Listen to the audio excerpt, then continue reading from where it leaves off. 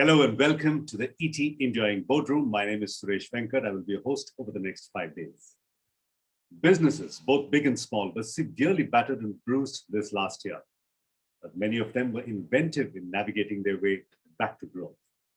The economy took a beating, but also showed incredible resilience in coping with the new normal. Over the course of this week, we will gather into the ET India Inc. Boardroom, where over 50 business leaders, economists, and policymakers will share their expectations for India Inc. in the year ahead. Across each of the 5 sectors, we have stories of resilience and lessons from the playbook for steering business towards growth. Lessons that will serve you well. ET India Inc. Boardroom is brought to you in partnership with Transaction Next, powered by NPCI. But before we get started, may I invite Deepak Ajwani, the editor of economictimes.com, to share a perspective on what we can look forward to at the ET India Inc. Boardroom. Good day, everyone. Welcome to ET India Inc. Boardroom, our first virtual event that spans across 5 days over a multitude of topics and subject areas that matter to India Inc.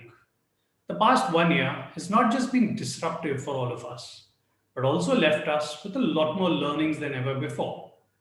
A once-in-a-century moment of an epidemic hit us. Thankfully, we are well on a path to recovery from it. Not just emotionally, but I would also say financially, physically, and dare I say, also spiritually, we are recovering rather well. With stories of companies pivoting, at times completely transforming and navigating the pandemic and its aftermath, we at economictimes.com were keen to chronicle all the tales, to share them with our readers. For the millions of readers and investors relying on Economic Times platform for reliable information and direction, we ensured no good stories remained untold, no data remains hidden. ET has always championed business in India, and we take this role rather seriously. We brought in clarity for the vulnerable sections of businesses with more stories, interviews, and conversations that look for solutions and tales of learning. We take that agenda forward today with ET India Inc. Boardroom, a curated platform for India's largest gathering of business leaders, economists, policymakers that will give you a ringside view of how they foresee recovery and growth shaping up ahead. We plan to have fireside chats and panel discussions over the next 5 days to deliberate on many issues that matter. Let me give you a glimpse on it today. On day 1, that is today, you will get International Monetary Fund, IMF's view on their economic outlook for India and the world with Alfred Schipke. Later, Dinesh Khara, the SBI chairman, and Ashish Kumar Chauhan, the Bombay Stock Exchange MD, shares their future perspective on banking and markets. The heads of digital payment and market advisories debate on challenges and the future of digital payments and market growth. Each day is packed with conversations, and we've kept these to just a few hours each day, only to ensure one doesn't miss out on any. From manufacturing to retail, all the discussions are centered on building growth sustainably and the increased use of technology. R.C. Bhargava, in a fireside chat, shares perspective on Make in India versus Assemble in India. The MSME track will examine how enterprises can overcome challenges of credit and liquidity for growth. I appreciate each of the 60+ panelists who have agreed to take time out and join us in these conversations, sharing their knowledge, failures, and learnings. A warm welcome again to each one of you on this first day of ET India Inc. Boardroom. We value your trust and time. I urge you not just to listen into the sessions across all 5 days, but also share on social media with hashtag ETIIB. Thank you, and back to you, Suresh. On day 1 of the ET India Inc. Boardroom, the focus is on the economy. Also today, we will have economists and policymakers discussing and deliberating on the exact prescription that India needs to get back on the growth trajectory. The recent imposition of tariffs by the United States, Brexit, the China factor, the promotion of domestic industrial giants by France and Germany in the context of geopolitical tensions and the pandemic indicate that trade and investment flows across nations are going to be the subject of greater scrutiny than ever before. Is the world rethinking globalization and opting for economic nationalism instead?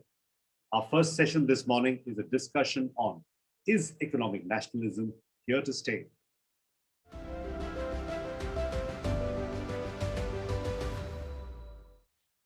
So good morning, everybody, and welcome to this panel discussion being hosted by economictimes.com. Today's topic is something that perhaps we would never have thought of even 5 years ago. It has become very, very relevant today in the context, particularly of COVID. The topic is economic nationalism here to stay? And we have an excellent panel with us. So without any further ado, let me quickly introduce them and then we can plunge straight into the discussion. We have with us Samiran Chakraborty, Chief Economist, Citigroup, India. Siddharth Tiwari, Chief Representative, BIS Asia and the Pacific. Professor Devashish Mitra, Professor of Economics at the Maxwell School, Syracuse University, and Saugata Bhattacharya, Chief Economist, Axis Bank. Welcome to the discussion, all four of you. So, COVID has been described as a watershed event, and there's no denying that it's once a century event. It is a very defining moment in human history. But in the pre-COVID days, at least in the pre-Trump days, the buzzword really was globalization. Perhaps the very opposite of what we're trying to discuss today, economic nationalism. So let me start, to set things in context. Let me start by asking each of our panelists in turn, how would you define economic nationalism? And let me start with you, Samiran. Thanks, Maithili. Thanks for having me on the show. I think there are different ways to look at the concept of economic nationalism, but let me first take a step back and talk about what is economic globalization. The economic globalization has a trade parameter to it, a financial assets parameter to it, but you can even extend it to human movements as well. And I would try to argue that this concept of deglobalization, which has led to this economic nationalism, has actually started somewhere in the 2007-8 period and cannot be directly attributed to the Trump period. It started much before that. And if you look at even some simple measures like imports plus exports to GDP ratio, or if you look at financial sector integration through global cross-border assets, you would see those curves, they peak out around that 2007-8 period. And after that, it has been on a consistent decline. In fact, even the growth elasticity of trade or trade elasticity of growth, whichever way you look at it, they have also been declining from that time. And economic nationalism followed this trend with a little bit of a lag, in a sense that people took a little time to understand what is really going on. But what is also interesting is that the other aspect, which is the human movement aspect, whether it is migration, which doubled in the last 20 years to now almost 3% of world population, or if you look at cross-border travel, we are now talking about 1.2 billion people traveling pre-COVID, obviously, which is like almost 15-16% of world population. Those kind of things have not yet peaked.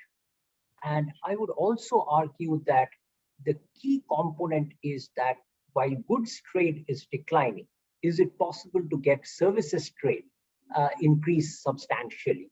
And particularly in the post-COVID world, that could be a way of getting back our globalization concept, while economic nationalism remains a dominant theme in the goods trade context.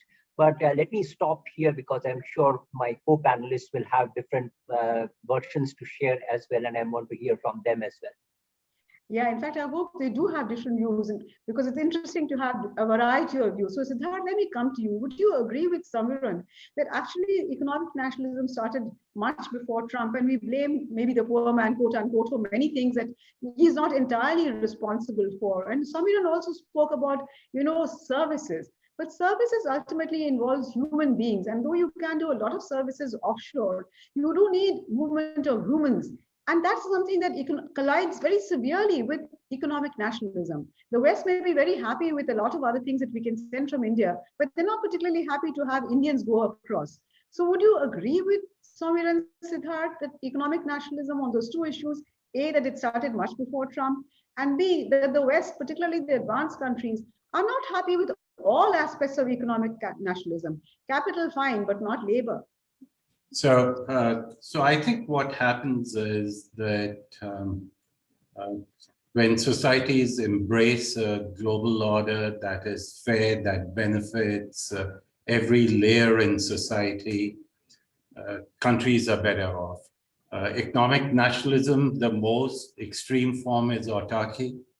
And I think that debate has been settled long time back, that no country, especially the country imposing it, is going to be better off. For this to succeed, the country has to be able to articulate the final destination.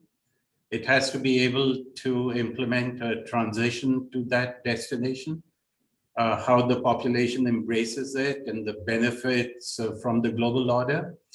And I think where nationalism starts is when society, government, businesses, as they embrace it, they are not able to support those who are negatively affected. And when that begins to increase, economic nationalism begins to take hold.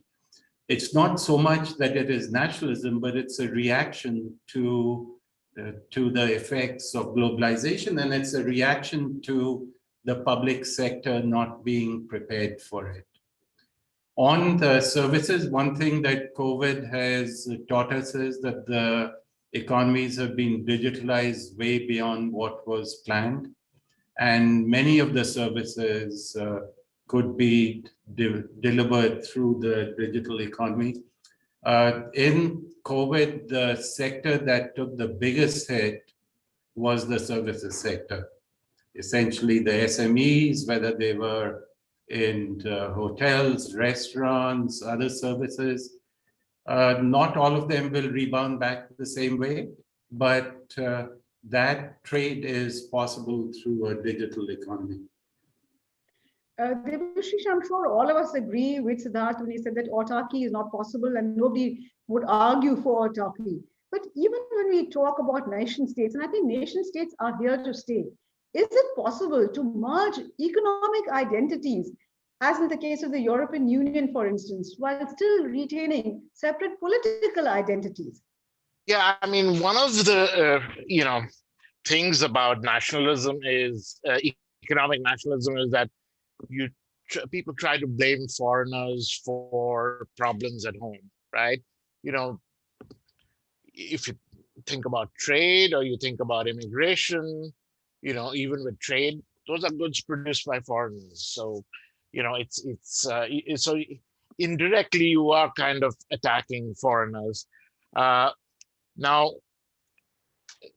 Samiran talked about economic nationalism being, we've had economic nationalism in the past, but the form of economic nationalism changes over time, right? So, for example, what we have is, a lot of the economic nationalism that you see now is also kind of happening in the presence of economic conservatism, in the sense that, low income taxes, low corporate taxes, at the same time, low social spending, right? And Siddharth mentioned that, it's because, with trade, trade creates winners and losers at the same time. And when you cannot compensate the losers, that's when you have this backlash and you get economic nationalism. But in many countries, especially the US, there aren't enough social protection. So if you look at countries like Canada or Germany, where they have a welfare state, a strong welfare state and social protection, you're not seeing that kind of economic nationalism as you're seeing, for example, in the US, at least during Trump's term. So the form changes over time, but we've had economic nationalism in the past. That it's like you get a period of relatively, uh, no, not fully free trade, but it's trade is relatively free, and then there is a backlash. You go into some kind of economic nationalism. Then you see that it's not working because along with many economic nationalists believe that you can just increase exports while trying to control imports, but that doesn't happen because you need imported inputs for your exports. And if you have tariffs, so what you're basically doing is that you are increasing the demand for domestic resources from the import competing sectors. So exporters face high input costs as a result, both through the demand mechanism within the economy, and also because imported inputs are expensive. So exports suffer as a result. Or you could have countries retaliating. For example, in the US case, you had China imposing tariffs on the US. It retaliated, and China was very clever. What it was doing was it was putting high tariffs on farm products like pork and soybeans and so on, and soy products coming from the US, and and they were targeting some of the swing states to really hurt Trump politically. So in the end, the US, the Trump administration wanted a trade deal with China. So you get these, it can only work temporarily. Then you go to freer trade, and then again, if you don't have the right kind of social protection, again, you go back to nationalism. So you get this, back and forth. Yeah, you're right on that, Devashish. Everything in the world is temporary, fortunately. In fact, as they say, change is the only constant, however cliche that may sound. Now, let me just turn to Saugata and But ask. in the long run, we are all dead. Absolutely. The question is that we have to live until we're dead, right? So let me now turn to Saugata and ask him a question. The question that I can ask only Saugata and Samiran. Saugata, would you say that the government's Atmanirbhar program as it stands right now, is that an example of economic nationalism? So to answer your question, yes, in short. But let me step back one bit in the sense what Samiran and my other co-panelists said. My sense of economic nationalism is basically globalization meets technology. So initially, remember, with the US facilitating China's entry into the WTO, etc.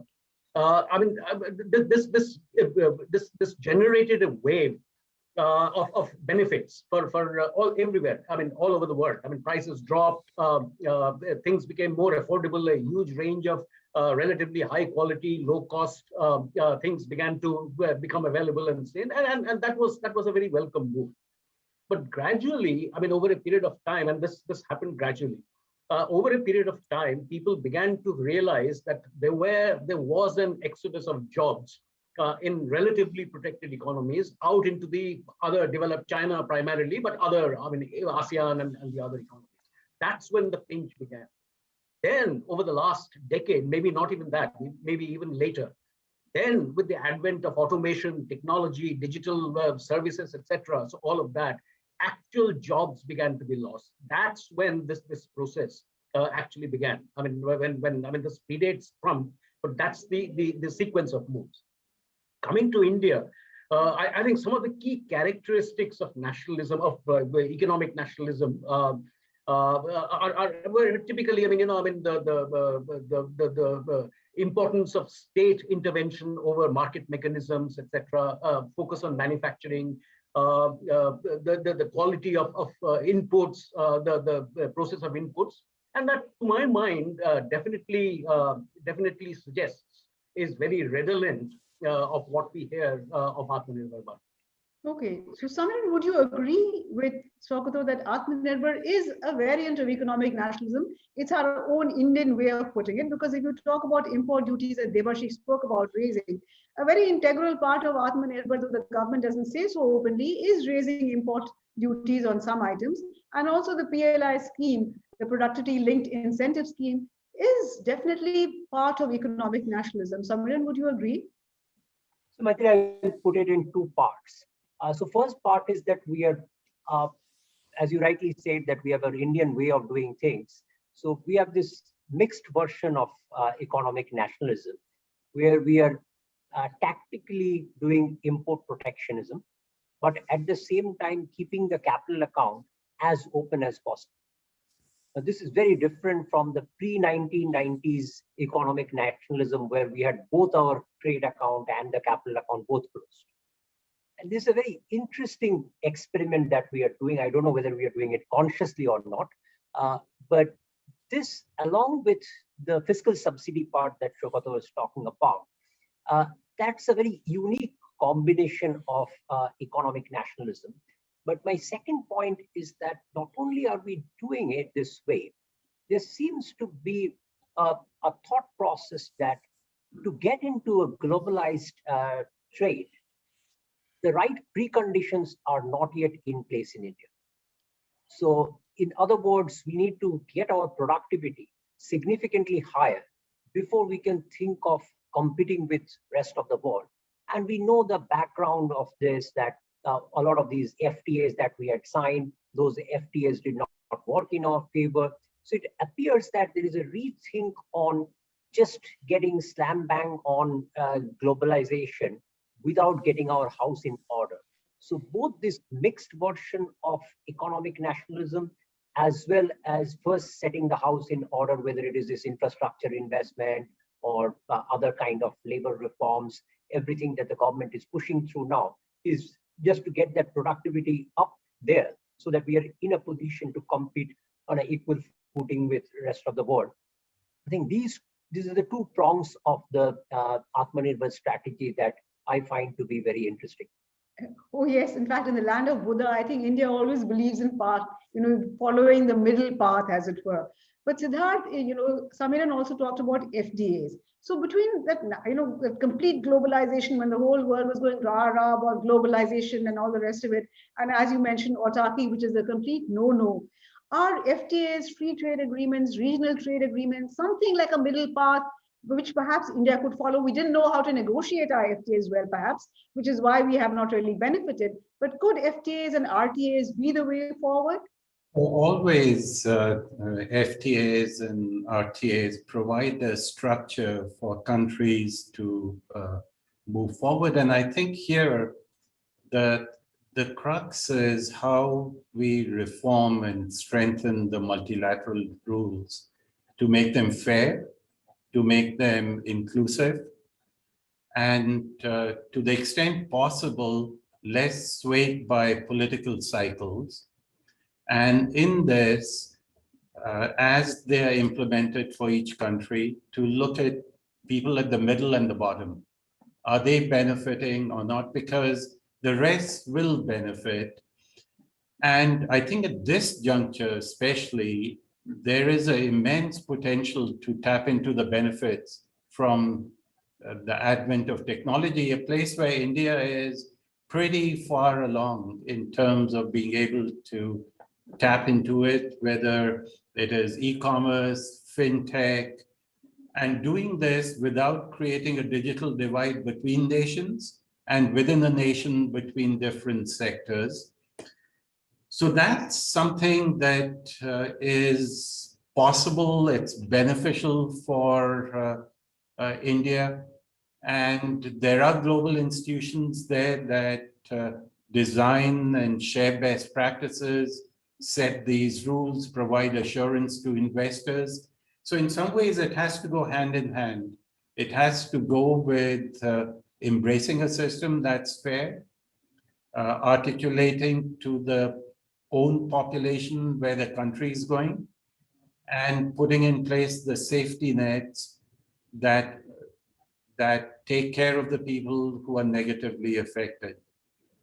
I think it's the last part that is always challenging, and it's all around skill development. It is all around skill development. And in many countries, for example, the US, at times, education budgets come out of property taxes. In a crisis, people lose jobs, their properties go under, property values fall, education budgets fall. Just at the time when you need to reskill the population and put an impulse into reskilling higher education budgets, there's a retraction. So I think things like this are critical at the micro level to ensure that skills are maintained as this transition takes place. Devashish, Siddharth reaffirmed his faith in multilateral organization, understandably so, since he's from BIS, the Bank of International Settlements, which is an outstanding example of multilateral cooperation. But given what we've seen, the kind of backseat that multilateralism has taken, particularly under the Trump administration, with the US virtually out of WTO, though not formally, and definitely formally out of climate change, the Paris Pact, etc. Though Biden has reaffirmed that the US is going to be very much joining the climate pact again, is it really correct to say that FTAs and RTAs would be a via media? Because the fact is that even in an FTA, ultimately the stronger economic power always wins, which is what we saw with all the trade pacts that the US renegotiated. And multilateralism, the WTO being an outstanding example of how chaotic it can be. Democracy is chaotic, so are all multilateral organizations. And if you talk of the IMF and the World Bank, they're really not multilateral in that sense. The US and the European nations certainly have a veto power. So are FTAs and RTAs a way to go, or is it the best we can hope for in an imperfect world? When India started liberalizing, it was unilateral liberalization in 1991. India did unilateral tariff reductions, and we've seen benefits from that for a couple of decades. You went from under 4% to 6%, and then for a period of 8% growth. But right now, I think it is the time for joining FTAs, precisely because any kind of further liberalization would require exchange of market access, and a multilateral approach is not very effective now, given that the WTO has failed as an international organization in bringing about the successful completion of any kind of trade round. The Doha round has failed. The only thing that came out of it is the trade facilitation agreement, and India had problems with that. India actually kind of stalled the trade facilitation agreement for a while, and then there was some disagreement over MSP and all that. But right now, the problem I see with FTAs is, when you do an FTA with a developed country, they try to impose their standards, their environmental standards, their labor standards, and that's kind of a problem for India. Now, in the case of the RCEP, it was different. But then, China was involved, and there was fear that, Chinese imports from China would just kill Indian manufacturing. So it's a hard problem to solve. But, the only way you can solve this problem is bringing about some other kinds of reforms, like labor reforms, reforms in land acquisition and so on. Unless Indian manufacturing becomes competitive, and it's not competitive because you have stringent labor regulations, and there have been some moves. The government has made some good moves in that direction, but a lot more needs to be done. So without these domestic reforms, other kinds of complementary reforms, I don't know how India could bring about further reforms. But these, tariff hikes that we've seen in the last 3, 4, 5 years are not very helpful, because, input costs are being raised. So you think about textiles, this artificial, the tariffs on artificial fibers are so high. India has the ability to produce good quality cloth, but the inputs are expensive. The same holds for a lot of automobile parts, and as well as the tariffs on automobiles, which has made the Indian automobile sector highly inefficient. So, but FTAs, but with some domestic reforms. Otherwise, India is never going to sign these FTAs because there's going to be so much pressure from inside. The political economy is not right for any kind of further reforms. But reversing the old reforms that we've seen in the last 5 years is not very helpful. Saugata, would you agree that between FTAs and the WTO wins hands down? Because for a country like India, our strength lies in negotiating in a multilateral forum rather than with any other advanced country whose economic clout is far more than us. That is now my first question to you. So FTAs versus WTO, what would you favor? Number one, however skilled we are in negotiating. And Devashish made a comment that the 1991 reform, the lowering of import duties was done unilaterally. Now, is that a romanticized view of what we did? Or is it that we did it because the gun was held, if not literally, but virtually to our heads because we had no money at all? We had to go basically pledge our gold and the IMF was breathing down our neck. So 2 questions to you, Saugata. Let me start with the first, with the WTO versus the FTAs. Unfortunately, I really don't know how, with the new US administration coming in, how the WTO framework will move forward from here. But my own inherent sense is that the WTO probably will not be as powerful a framework going forward. It will be the regional trade bodies, the FTAs, RTAs that you talk about. Whether it be the ASEAN, whether it be the North American, whatever, European and different. So my sense is putting our eggs into the WTO basket will probably yield diminishing returns going forward. Second, I agree with Professor Mitra and the other panelists that while it's one thing to try to make sure that our inherent productivity, internal productivity increases and we give ourselves some respite by putting on some import duties, I think it's very, very important to understand that competition is the key to productivity. So of course, you have to figure out on the input markets, the labor costs, etc.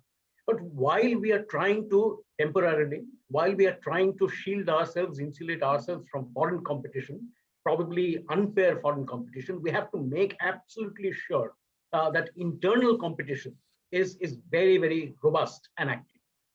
In this context, we can move in different directions. In this context, India seems to have succeeded in one, leapfrogging in technology. Our digitization, etc., technology is now completely rampant across the country, in the smaller cities as well.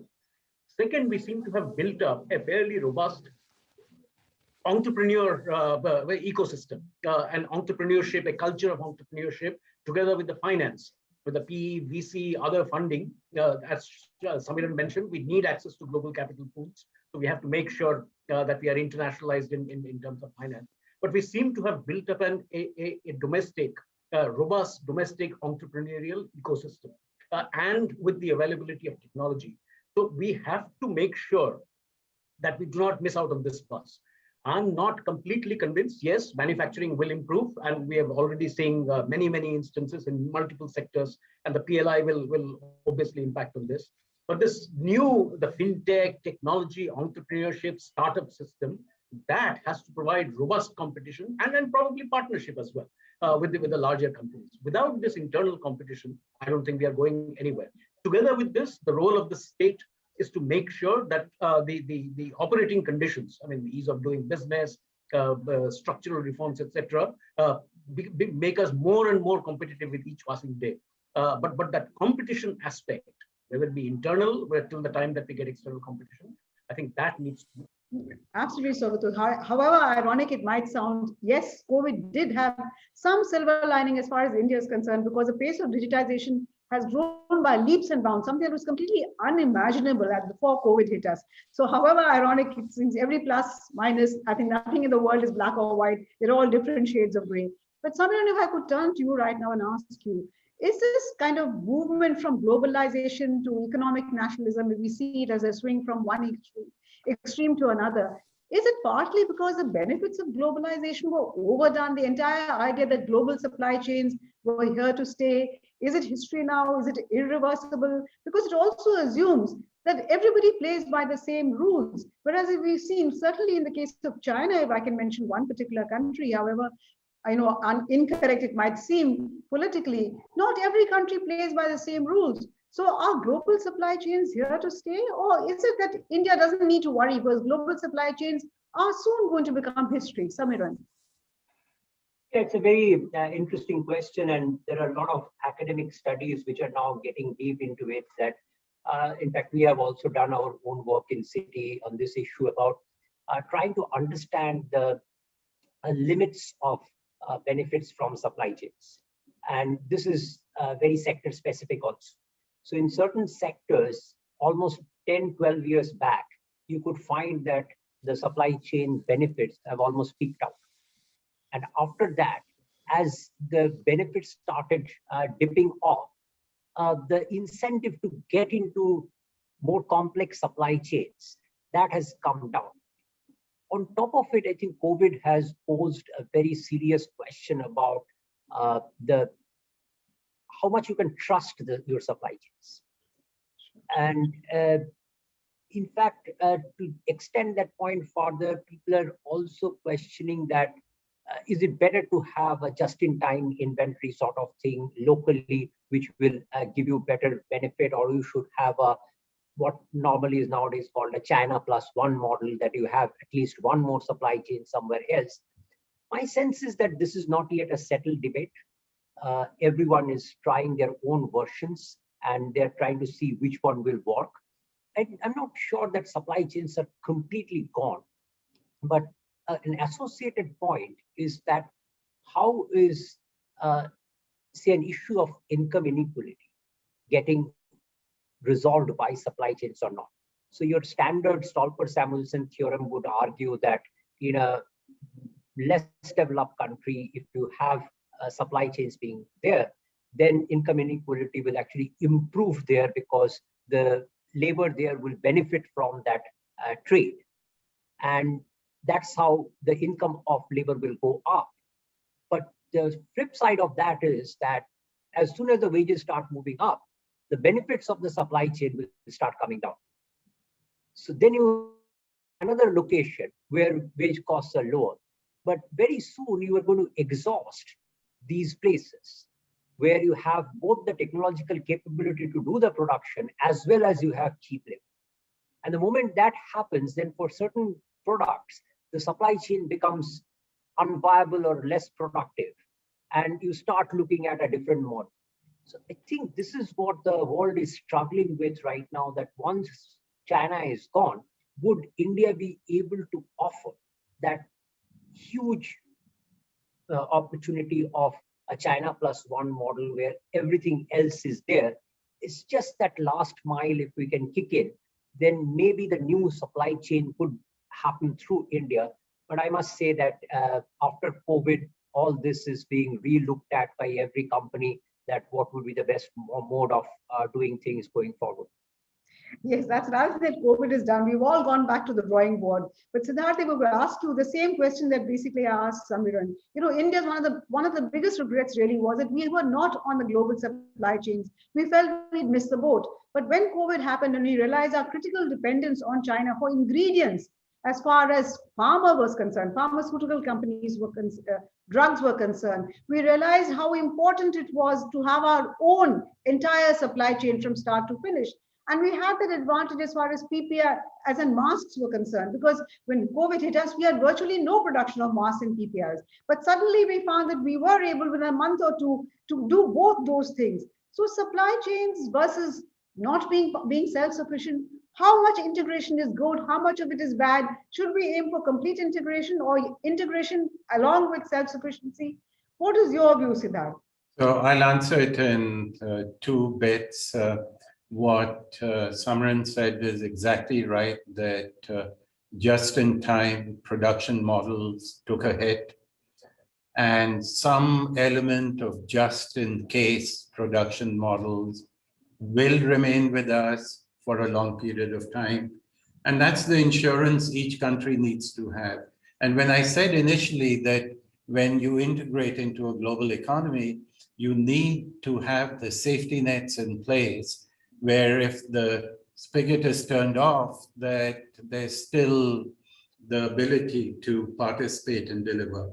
But looking ahead, like if we look ahead from now, I think all the work that has been done in embracing digitalization argues for a public-private partnership, where the public sector lays the guardrails down, the regulations down, and provides comfort in terms of implementing that model in terms of financial stability, and the private sector innovates on that.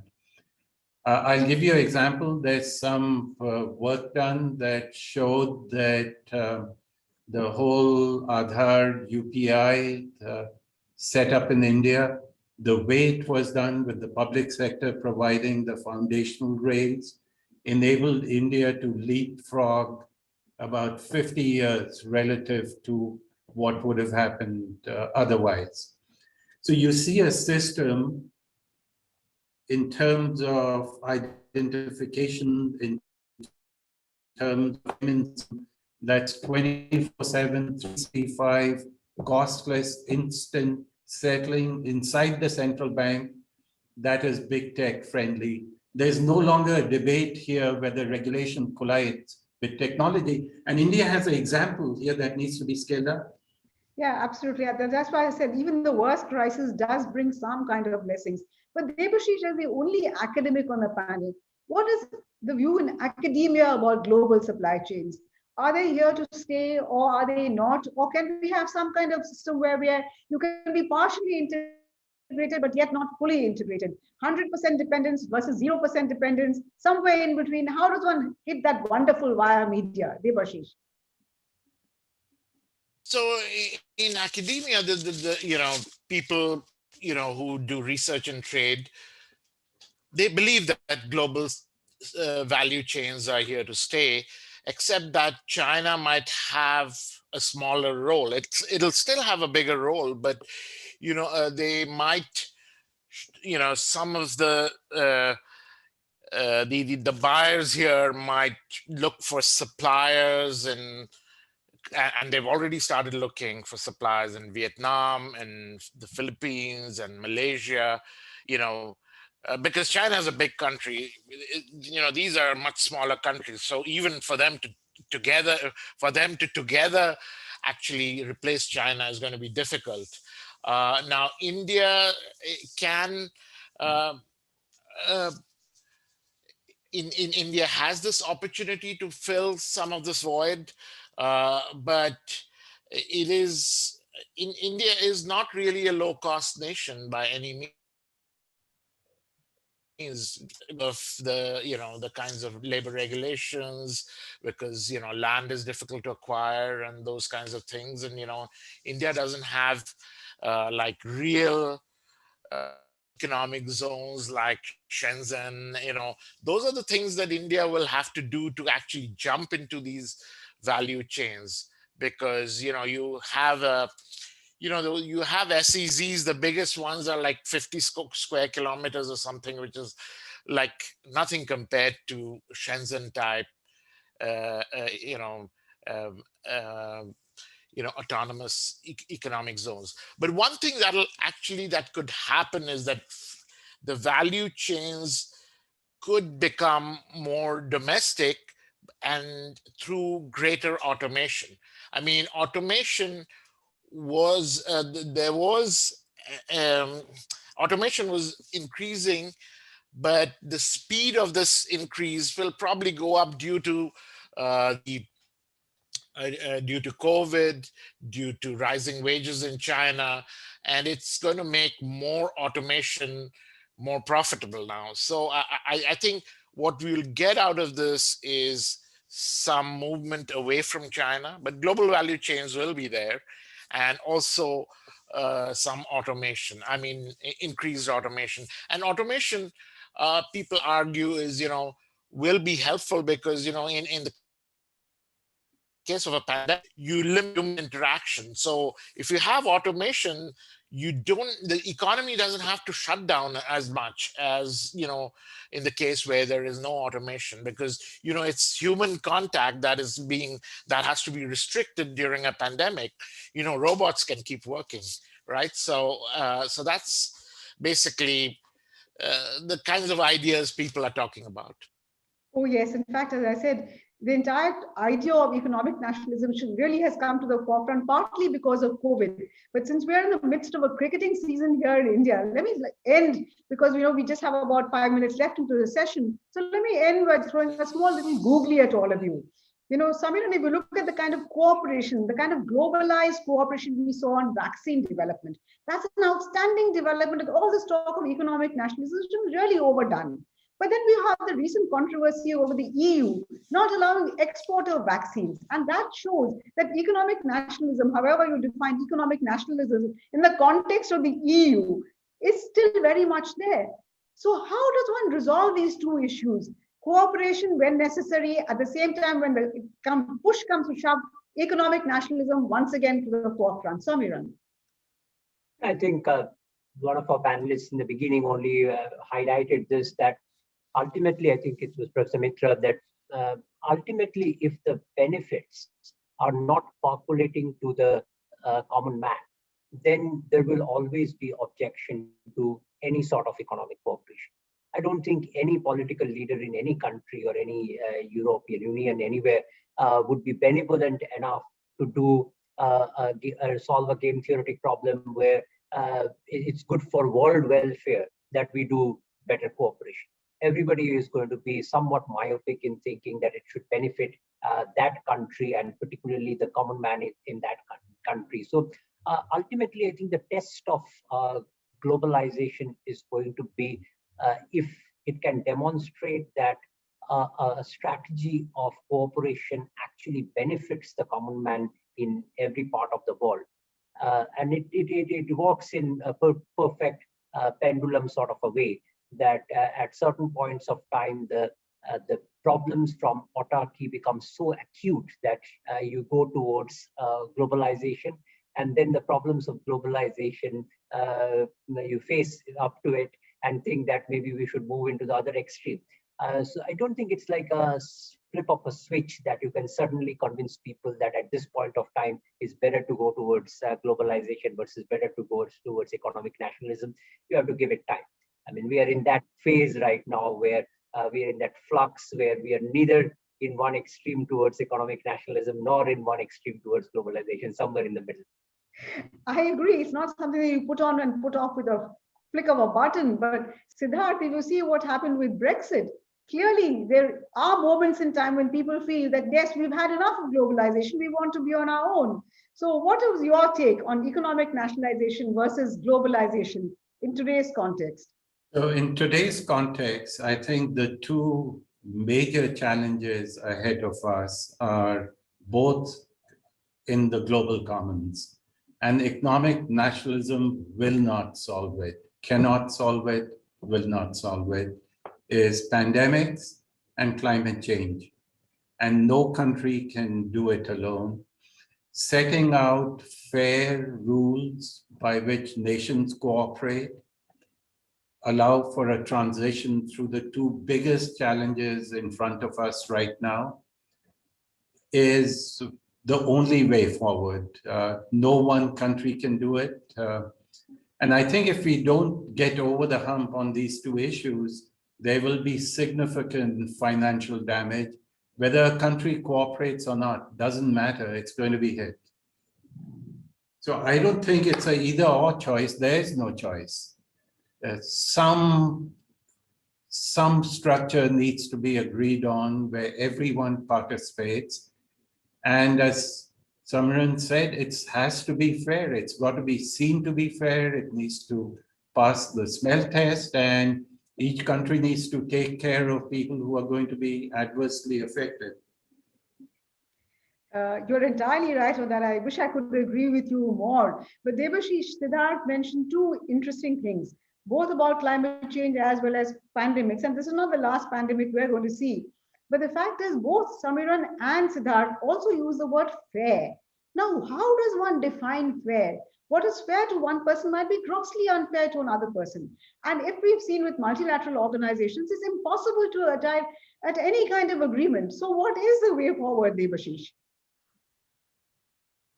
So in the context of the pandemic, if you are trying to control the pandemic at home in your home country, it's just not enough, because if there are other countries which are not going to get the vaccines, it's going to at some point in time the disease is going to travel back, or in future, if you have a pandemic in the future, you won't you need that global cooperation also, because you need information from different parts of the world to actually prevent pandemics. So I think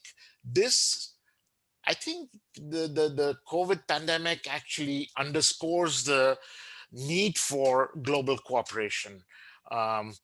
Because if you had more global cooperation, you wouldn't be having shortage of PPEs and things like that, or and as I said, you need information to flow from one part of the world to another. But the pandemic has also opened up other kinds of opportunities for a more global world, in the sense that, for example, I find that teaching and seminars by Zoom are very effective. So there is skill building, education is something that a lot of countries need, and this basically education could become much more global, and that global education could be a lot cheaper. So online education could actually be something that could flourish in a post-pandemic world, because we've actually enhanced our online skills quite a bit. I never thought I could actually teach classes online, and now I can teach it as well as in person. But the other thing is about things like research, for example, medical research. There needs to be some kind of cooperation. Otherwise you're going to see a lot of resources being put into things that other countries have already discovered. And so there are a lot of things, there are different ways in which global cooperation can expand as a result of pandemic. But you talked about this issue of fairness. So you cannot prevent pandemics by just trying to focus on your own country, right? So even for your own benefit, you need to help other countries. And I think Germany has been thinking of helping poorer countries get vaccines, and I'm sure more and more developed countries will think along those lines, because it's in their self-interest. So fairness applies in a domestic context, but the moment you think in international terms, fairness is a very vague concept, because you don't care about it's a beggar thy neighbor approach that kind of dominates everything, right? Yes, So, and hopefully global leaders will realize that. But we're coming to the end of our discussion. Saugata, I'll give you the last word. Where would you place economic nationalism, globalization? Has the pendulum swung from one extreme to the other? And are we somewhere near coming to a via media? Saugata. No, absolutely. I think we are all looking at an appropriate equilibrium. There's no doubt about it, because there are way too many externalities now in the way that we function, the way we live, the way our economic activities intertwine together. to be able to swing either way in a complete autarky or complete total laissez-faire. None of these will work. So we are all looking to see what kind of equilibrium stability we get. Finally, let me end with this. There are so many issues of equity that all my fellow panelists have highlighted. One thing I need to mention is that we need to create an ecosystem that creates jobs. That's the ultimate source of equity that will come about in the system. I mean, and whatever we do, I mean, whichever equilibrium we finally gravitate towards, that has to be an employment creating equilibrium. And so really, I mean, with each passing day, it's becoming more and more difficult, but that's the political economy that will need to be managed. Okay, that's a good way to end. In fact, Saugata used a favorite word of all economists, equilibrium. But what economists often forget to mention is that very often they talk of equilibrium in the context of ceteris paribus, everything else remaining unchanged. Unfortunately, in today's world, nothing remains unchanged. But on that happy note, that things are not as bad as they seem to be, and the world is realizing the importance of working together, and more importantly, living with each other and in a more equitable fashion. Let me thank my wonderful panel for this extremely interesting discussion that we had. All four of you, Saugata, Samiran, Siddharth, and Devashish, thank you very much for making this a very, very interesting and exhilarating, I would say, conversation. Thank you so much.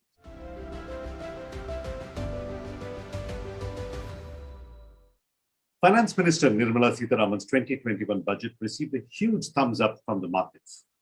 But there are still quite a few imponderables. What will the increased fiscal deficit mean for India's standing in the world? What are the risks of inflation globally and in India? Has the pandemic permanently worsened equality in the world? What are the key policies and reforms needed to achieve high and sustainable growth? To answer all these questions and share the outlook of the IMF, we present our second session, the fireside chat of the day, Economic Outlook for the World and India, the IMF View.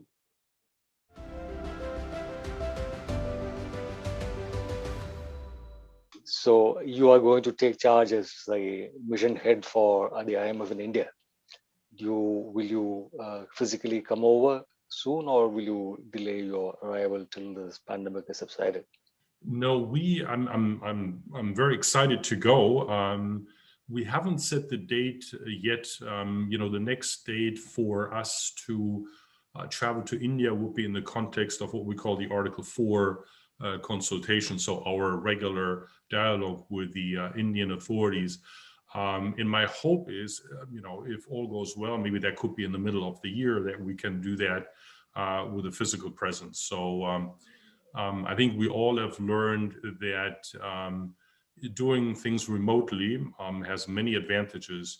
But when it comes to the human interaction, it's just very important to be in the same room. And I think it creates a level of trust and confidence that is a little bit more difficult to do if you do it via video. Yeah. So I'm quite optimistic that by the middle of the year, the vaccination program would have forged ahead quite a bit all over the world. The current vaccine shortage we see in Europe and many parts of the world, I think, is a matter of more vaccine candidates being approved and being sent to the market. And I think that process will be fully underway by the middle of the year. I mean, there are 4 or 5 vaccines now being tried out, and I'm sure they'll all be available. If that happens, and this contact intensive services start, working again, a large part of the problem of economic slowdown or recession would be taken care of. But still, there would be much need to fire up these tall engines of growth all over the world. Governments have, created trillions and trillions of dollars of additional liquidity, which is floating around all over the place. Stock prices are phenomenally high. I would say highly overpriced. When your 10-year yield on US government bonds is 1.1%, the discount rate that you apply to arrive at the net present value of future earnings of a company is very, very small. So it will seem to legitimize extraordinarily high valuations. So you have PE ratios in excess of 34, 35% all over the place. And this has to correct sooner or later. And when that corrects, you will have a huge problem in economies. Markets will go for a toss. people will be very upset about what happens to their savings. There will be, panic. So, firstly, when do we actually exit from this excess liquidity situation, excessive accommodation? Two, is it possible to create some kind of coordination between the developed country governments when they set in motion this withdrawal from extra accommodation? These are, I think, very important question. We just released our World Economic Outlook update a couple of days ago. And if you look at that, while we have upgraded our growth forecasts for last year or projections, and also the one for next year, where we kind of project now growth of 5.5%. But there are still large output gaps. So what we're saying is that the economies are not operating at full capacity. So we actually see three areas of concerns or challenges that the world is still facing. There is currently, as you're saying, there is currently this race between mutating viruses and vaccines, and therefore uncertainty is still relatively high, and that, of course, produces short-term growth challenges, at least in many countries. So that's one, this tension between mutating viruses and the rollout of vaccines. Secondly, we're seeing incomplete recoveries. We're still estimating that this year, 150 economies in the world would have per capita income levels below 2019. And that number only declines marginally next year. So that's the second point. And then there is this great divergence, because you were talking about the global level. Should there be a coordinated response? We see a great divergence across countries and also within societies. This is driven by uneven access to vaccines and the huge differences in resources, and also the strength of the policy response. So I think at this juncture, it is probably too early to speculate about exit strategies, especially if you're thinking about globally coordinated exit strategies.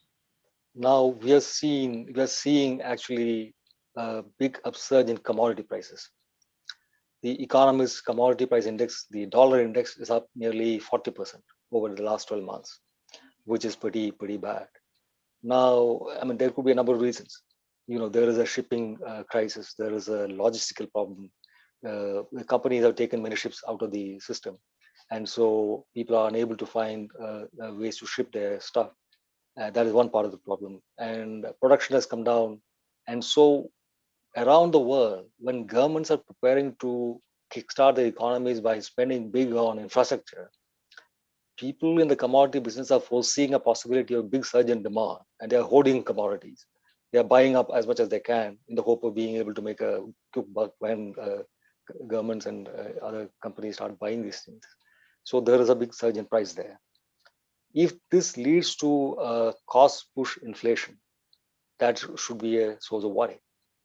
But hopefully, because this will sort of trigger an increase in supply as well in response to increase in price, and because there is a great deal of unutilized capacity all over the place, that supply could be forthcoming to take care of that immediate inflationary bound. But still, because of the ocean of liquidity on which these all economies are floating, the risk of inflation suddenly shooting up for any small trigger is really high. So what do you think is the inflation scenario? Yeah, let me maybe also kind of distinguish, maybe at the global level, and then maybe we can briefly also talk about India. As I mentioned, even with the expected recovery that we are projecting at this juncture, output gaps, so the slack in the economy across the world, is not expected to close until after 2022. And when you have these large and persistent negative output gaps, in our view, at least at this juncture, inflation is expected to remain subdued during 21-22. To give you a few examples, in advanced economies, we're currently looking at the inflation projections where central bank targets are not met. As a matter of fact, we're looking at 1.5% inflation. This is for advanced economies. And when you look at emerging markets and developing economies inflation, I mean, here we're projecting inflation to be, again, this is for the globe on average, at 4% or just about 4%, which is still lower than the historical average of the group. So overall, 70% of economies are operating with inflation below central bank targets. Now, when it comes to India, I think maybe one thing to highlight, we did a study last year that looked a little bit of how the inflation targeting, flexible inflation targeting framework has helped India. And actually it has anchored based on other study inflationary expectations. So that's very, very important. But if you look a little bit ahead and maybe abstract from some of the surprises that we have seen, in general, one would think lower food price inflation and the lagged effects of muted demand are expected to have some moderating impact on inflation over the short term. At the same time, core inflation remains elevated despite the moderation. And as you highlighted, there are these factors, higher input costs from prices of petrol and diesel at the pump, and also strengthening demand are likely to moderate the slowdown in core inflation. So I think for India, in summary, although overall inflation is expected to moderate in 2021, inflationary risk for any broad-based cost push factor need to be closely monitored. I'm coming back to inflation. Our own projections are actually very, very conservative. The GDP deflator that the Central Statistical Office puts forward is something like 3.9 for the next year, 3.9%. The consumer price index, according to the central bank, the RBI, in its latest monetary policy forecast, is something like 5%. So by global standards, 5% might seem quite a bit, but by Indian standards, 5% is fairly okay. But it is all this, extra liquidity sloshing around the system, which seems to present a risk of, suddenly prices going up. There is something in the current situation which allows the excess liquidity to show up only in asset prices and not in commodity prices. Now, why do you think this is the case? Why are only asset prices going up and commodity prices, goods prices, and service prices staying low? Yeah, I think, again, it has to do with the fact that, we still have a lot of slack in the economy, correct? We're still not at the level of output as we were before. And I think that's true in India and that's true globally, correct? So parts of the economy are not operating at full capacity, and that is part of the factor that moderates inflationary pressures. Now India is budgeting for a big growth. We have a big plan to attract global capital in our what we call monetized assets, infrastructure assets. We plan to have our built-up airports, toll highways, anything that is worthy of, eliciting investor comfort. We are going to monetize them and ask people to buy the revenue streams coming from these assets so that the money so released can be redeployed into fresh investments. The idea being that fresh infrastructure investments are risky and external investors might not be very comfortable putting their money there, whereas something that is already built up, working and generating revenue, they'll be only too happy to buy into. And once they part with that capital, that can be used by the government to mitigate risk and start new projects. Now, this is one part of the scheme. Other, we are trying to fix our broken credit mediation system. Banks are being recapitalized. The non-performing assets are being bought off their books and being transferred to a bad bank. So the banks will be freer to start lending. So all these things are in place. Now, but the fact is that for the last 6-7 years, the investment rate for India has been some 6 percentage points below where it routinely had reached in the first decade of the 21st century. It used to be some 33%, now it's below 27%. China, when it grew really fast, it had investment rates well in excess of 45%, and it will even cross for 50%. Now, I would imagine that if India were to really grow fast and generate the kind of jobs that its people need, we also will need to push up our investment rate in one place. But we are not a directed economy where the government can wave a wand and investment will take place. So, what are the kind of policies that India should follow to ensure that we have the kind of investment and the growth and the job creation that we need? I mean, I think, first of all, to start out, I think, the potential for India's economy to continue to grow at high and sustainable levels are very good. But as you highlight, the key is to eliminate some of the bottlenecks. And as a matter of fact, we presented a regional economic outlook in November 2019 in Delhi, where we kind of highlighted some of the issues that need to be addressed. And I think, forgetting about the COVID shock, all of these issues are still relevant. And I think you already highlighted a few of them. Critically important is the financial system, correct? Because in order to channel, scarce savings to the most productive part of the economy, you need a functional financial system.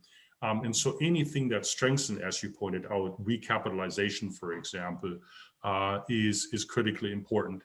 But the flip side of this, and I think this is, of course, where the COVID shock maybe amplified the challenges, is the corporate sector. Some of the corporates have high debt levels, so these need to be sorted out, resolved. And for that, you need to continue on strengthening the frameworks to deal with bankruptcies, maybe out of court resolution, especially for small and medium enterprises. Because again, as long as companies are saddled with high levels of debt, they're not going to operate as efficiently as they could. And then the last point that you're making, there is, of course, a big role for government also to play, and through public infrastructure investment. I think the beauty about public infrastructure investment in the current context is it does two things. On the one hand, it can be another boost for the economy, sort of like this short-term cyclical part, but it ultimately then overcomes bottlenecks. And I think here, in a context of, there's only so much fiscal space the country has, I think the idea to look at the portfolio of assets that the government owns and maybe to restructure it, I think that's what you were alluding to as well. I think it's quite important. There are certain things that the Indian government has on its balance sheet that it owns that could probably easily be done by the private sector. So commercially viable companies can be divested, can be passed on to the private sector. And that would then allow you and give you the space to strengthen your public investment, where maybe the private sector is a little bit more reluctant to investing. So it is sort of like a change in the composition of assets, and that could be quite useful in the current context. But I think the emphasis on public infrastructure investment is critically important to overcome the bottlenecks and then to facilitate the operation of the private sector. This is not just India's problem. I mean, India needs capital for its infrastructure. But if you look at the developed West, where the population of people who are going to retire and who need their pensions to be paid, who need their investments to generate adequate returns, they are unable to find assets which can yield predictable, reasonable, high rates of return. They just invest in government bonds; they'll get 1% or even less in the advanced countries. So they have to move to countries like India, which are still capable of growing, which are still capable of generating decent returns. Now, the problem is of actually trust. I mean, if you put this money here, what is the guarantee that you will get a return? What is the guarantee that corporate governance standards are sufficiently high to ensure that the money will actually be put to good use and rather than wasted? What are the standards of accounting and reporting so that what the numbers that you see are actually credible? Now, is there some way of actually putting all these pieces together? I'm sure there are things that which can be done only at the level of the country, and international agencies cannot really help there. But there are certain other kind of things where global agencies can in fact help, and these are things that need to be, for example, fixing this tax leakage. Our fiscal problems are made worse by the fact that the tax collections as a proportion of GDP is nearly 16.5% of GDP, which is less than half the average for the OECD.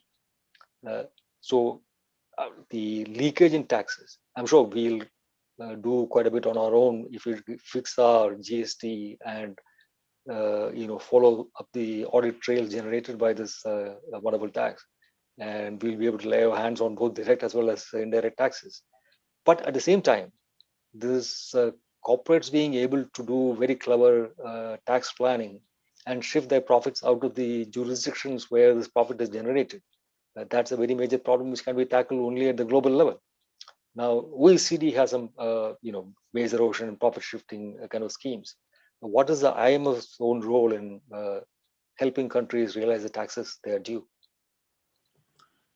No, I mean, you raised a lot of important questions. Maybe, the point on mobilizing revenues. I think maybe the good news for India is there is actually quite a bit of room to strengthen revenue mobilization by eliminating the loopholes and so on and so forth. So we did a study on this, and it demonstrated that there's a lot that can be done. You just mentioned GST. But that's good news because it means that you can raise revenue collection without having to raise taxes. So I think that's very good. When it comes to credibility, I think that's critically important. And for any country, it starts with the government. So, one of the experiences that we have from other countries, the importance of having a medium-term budget framework. Again, that's the basis for everything because everything is benched off of government yield curves and so on and so forth. So certainty about that and communication of what the strategy is, I think can be very helpful. And the last point you're making, this is an area where the IMF is actively promoting collaboration at the global level, and that is exactly to deal with the issue of tax evasion at the global level. And so this is where we're trying to create a fora and do the analytical work to demonstrate that this needs to be done at the global level and in a coordinated fashion. No, at the IMF, you deal with a variety of countries. I'm sure you would have worked with many different kinds of countries. There are countries where credit is not something that is very appetizing. If you look at many Latin American countries, because of very levels of high inflation, there is a tendency to avoid credit because you never know what you'll end up with. But India is a country that has been accustomed to credit for centuries. I don't know if you've heard the story. We used to have this thing called a hundi. We don't have formal banks, but there were hundis. It is like if a high issue, it's like a bank note. If a merchant holds a hundi on another merchant, that hundi holder can go to that other merchant who will honor that hundi and take his money out for whatever is that hundi worth. So the tale is that a king was laying siege to a rival king's capital city when he ran out of money to pay his soldiers. But he had a hundi on a merchant inside that kingdom inside that city, which was being laid siege to, and they wanted a cessation of hostilities to allow the merchant to honor the hundi. And the story is that the king allowed his merchant to honor the hundi so that he would pay the money for his enemy's soldier to continue with the attack. So this might be a purely controversial story, but the point is that you have a tradition of credit in this country that goes back to many, many centuries. Mm-hmm. And today we are in a situation where total bank credit to the commercial sector is only 50% of GDP, which I find ridiculous. There is no decent market economy anywhere in the world where bank credit is less than 100% of GDP. It is 120 to 200%, etc. in most countries. And how is it possible that India is growing as fast as it has been, with bank credit only servicing 50% of the GDP credit needs? So my strong feeling is that the pool of informal credit is so large, which is not really recognized in official accounting. The story that you tell about how much credit is going around, that the scope to formalize credit is far more than what we really accept or acknowledge. And that fintech is likely to play a huge role in allowing people who cannot access formal credit today to be assessed and their credit worthiness ascertained and to be made eligible for credit. So I think while a body like the IMF is not really bothered about individual credit and the systems of accessing individual credit histories, since they aggregate to a very large proportion of the total credit and the monetary system of a country, perhaps you should take a look at how fintech has a potential to transform the way banking systems work in emerging countries like India. No, again, I think your point is very well taken. And here, I think if you look across the world, you have India and other countries, it seems that some of the developing and emerging markets are almost ahead of some of the advanced economies in the use of fintech technology, and have been leapfrogging and mobilizing resources that way. I think your point is very well taken that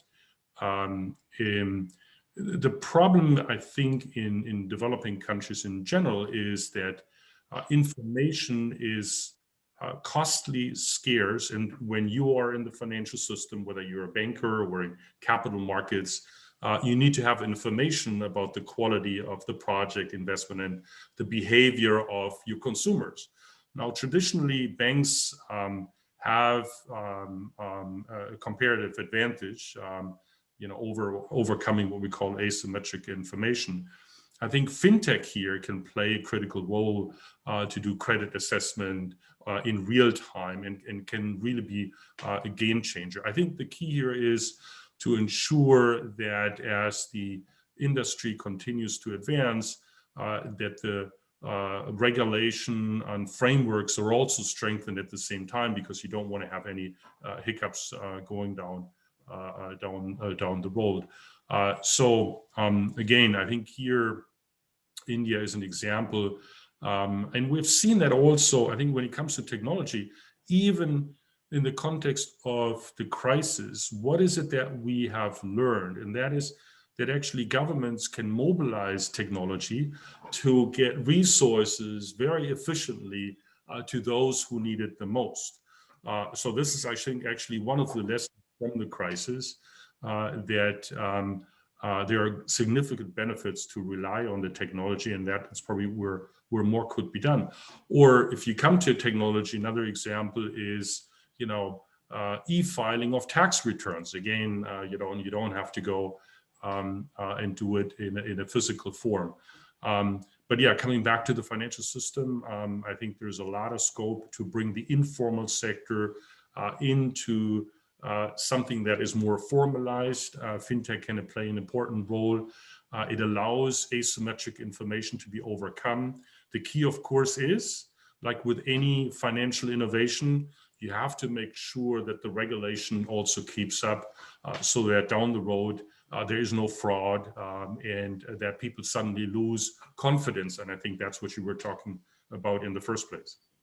Now, during the course of the pandemic, the IMF had put out a cautionary note on the potential of the pandemic to increase inequality significantly. Now, inequality is widening, especially of one particular kind. Those who have regular jobs which can be transacted from home, and those who actually need to be physically present at a work site to do the work. And the pandemic has sort of crippled one section, while the other has been virtually unaffected practically.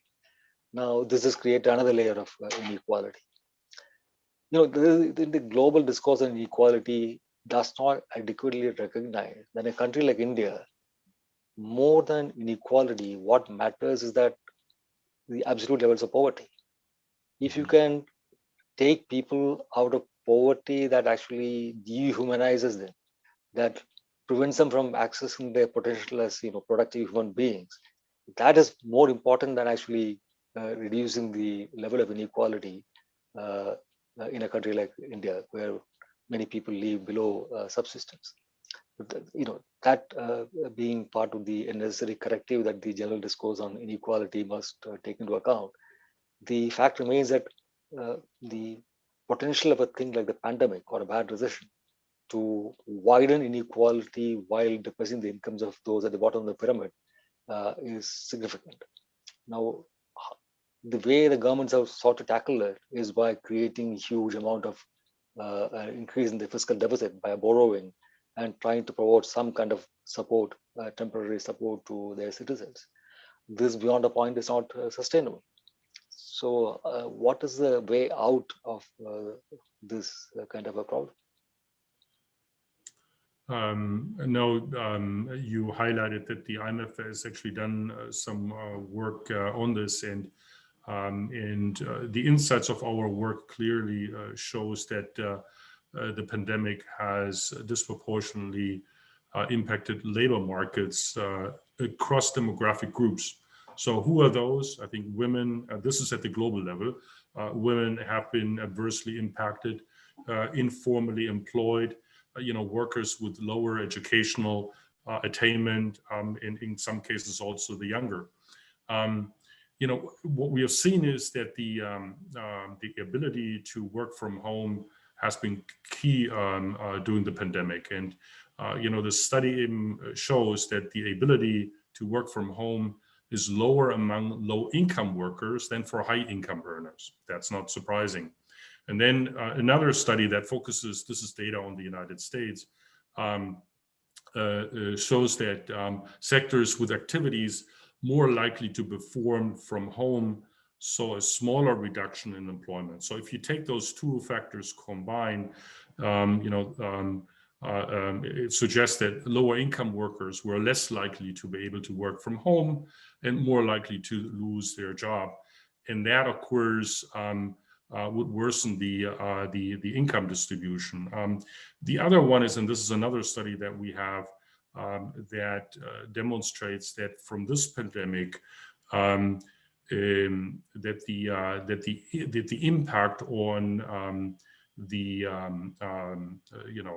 poorest will be larger than in any other pandemic before, and we'll expect the Gini coefficient to worsen quite a bit. Now, the IMF has argued that, especially during the pandemic, it is important to provide support to those who are impacted the most vulnerable. And here, I think the Indian government, has of course addressed some of these issues by enhancing social protection, in-kind support, cash transfers, insurance coverage, and employment support through the rural employment guarantee schemes. So I think, in general, while we're still coming out of the pandemic, it is important to continue providing support to those, because one problem is once people have been out of the labor market, whether it's informal or not, you're losing skills, and that ultimately then has implications for the future and undermines your growth potentials. Yeah. So, Alfred, one thing that has changed over the years is an ideological view of the legitimate role of the government in the economy. It used to be pretty confirmed within the IMF and various other circles that the government should stay out of business, that its job is to function as an enabler. It will provide macroeconomic stability, it will create policies that allow economic agents the freedom to operate, but it will itself not get into active roles in the economy. But ever since the global financial crisis, it has been pretty clear that governments are meant to play an active role. They have to, rescue banks and companies. They have to arrange swap lines if there is a foreign exchange shortage. They have to offer support to troubling companies and avoid distress by stepping up special ad hoc relief measures. There are very many things that the government is encouraged to do, the government is expected to do, and for that, governments have actually borrowed heavily, widening their fiscal deficit. In the case of the US, up to more than, say, 15-16% of GDP. So this is how things have been. So the ideology that the government should stay away from the economy no longer holds true. I suppose you would concur, or would you like to say something else? The second thing is about globalization. After Brexit, after US President Trump's attempts to play a solitary role to make America great again, cutting itself off from mainstream multilateral engagements, including the WTO, there was a fear that globalization has played out, that globalization has run out of steam. But now it would seem that the pandemic itself is a result of globalization. The vaccine development is a highly globally coordinated development. You will find that many countries are trying to coordinate their responses in terms of stimulus. So globalization is also far from dead, actually fully alive and kicking. What are your views on these two subjects? So I think we have learned, we know from before that active fiscal policy to smooth the business cycle is very much warranted. But as we come out of the COVID, I think it is also important that countries ultimately then go back to focusing on consolidating their fiscal position, because ultimately we have seen that debt levels across the globe have gone up significantly. So that, I think, at some point will become quite urgent. But that doesn't mean that the government doesn't have a role. I think in particular, what we have seen is, and that goes back to credibility, transparency, and for the private sector to be able to make sound decisions about future investments, is to strengthen frameworks, correct? Whether it is budget frameworks, medium-term budget framework, whether it's in the financial sector to strengthen financial sector regulation, whether it's, as you pointed out at the very beginning, in terms of the quality of data, correct? So if investors have good information about the performance of a company, it's a lot easier to mobilize resources. If that information is poor, then it's a little bit more tricky. The problem, I think, with these type of government investments that deal with frameworks, financial sector regulation, governance structures, they are a lot more difficult to communicate to the public. Yeah. So thanks a lot, Alfred. I hope we will be able to meet physically when you do land up in Delhi, and we will be able to have many more such conversations. Pleasure, and I promise you, when I do come, it will be a pleasure to meet you again, and thanks for having me. Yeah, thank you. Thank you very much, no? Yeah.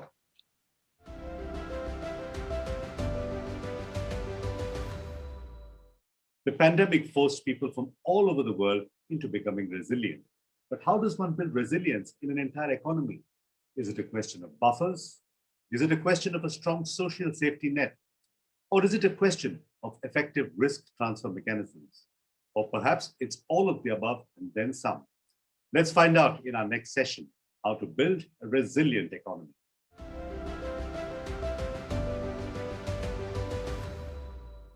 Welcome everyone to this roundtable on how to build a resilient economy.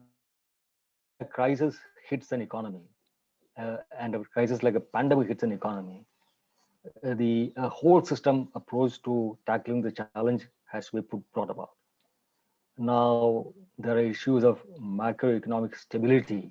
There are issues of internal distribution of credit and other financial resources. There are questions of social security, able to, not social, of small company security, how we can actually keep them afloat, help them tide over a phase of very bad financial results. Now, all these come together in facing crisis, and they're all part of the rubric of how to build a resilient economy. And for us today, we have a very good panel of economists. You have Ashima Goyal, who is an academic as well as an advisor to the government, and so therefore is clued into policy. We have Neelkanth Mishra of Credit Suisse, who is closely watching the economy and talking about it. Abheek, who is a bank economist, and who also is clued into what has happened in the economy and trends there. So welcome to the discussion and all the panelists as well. Now, the topic is how to build a resilient economy. I suggest that we start by each panelist making a brief opening statement, their initial thoughts on how we do this. And after that, we can go around. Perhaps we can each ask the question, each other questions, or I can ask some questions. So shall I ask Neelkanth to kick it off? What do we mean by a resilient economy, and how do we build one? So a resilient economy is, of course, as the word says, something that can withstand shocks, and we have seen several shocks in the past year. The economy seems to have weathered it reasonably well, though one can say that the impact of the virus in the economy or on India or Indians appears to be a lot milder than it was in several other countries, which has perhaps helped the economy bounce back quite a bit. In general, though, if say futures are shocks and we don't turn out to be as lucky on the health side, it would be important for the economy to have a resilient financial system. I think even before going into the pandemic, there was a clear problem with our financial system. The aggregate credit growth was slowing, and it was driving down inventory levels across the economy, which actually meant that even as services GDP growth was holding up, there was a problem with manufacturing GDP as supply chains or several supply chains were starting to destock, most aggressively seen in autos. Going forward, if we need to keep growing at 11 to 12% in nominal terms, we will need a financial system which can continue to provide credit at 13 to 15% growth. And that's one area where policymakers, I think, need to focus, that the financial system needs to be reasonably well capitalized. There needs to be incentives to growth. And that's definitely something to focus on. The second area of resilience, and this is something that I think was what drove a lot of caution in the government and the RBI in the early stages of the pandemic in terms of a policy response, was what happens to our external balances. So historically, given that we have been importers of energy, we import a lot of gold, we import a lot of capital goods, and increasingly electronics, how do we reduce our dependence on external capital? And that's not to say that every country must have a current account surplus, but at times like these, it actually limits the government's ability to intervene and sustain growth. The The third aspect has to be in the government's policy toolkit. So it is one thing to be willing to spend. The second is, can you spend without leakage and in a very potent manner? And I think what has happened over the past year is that a lot of gaps have been exposed in the Indian government's, I would say even the general government's toolkit. If we need to target the urban poor, there is no scheme available. If we have a very large informal sector, and there is no direct way in which the government can address their pain. And while by now I think it's reasonably well documented, we all know that the government is also fully aware that the informal sector and the urban poor are badly affected.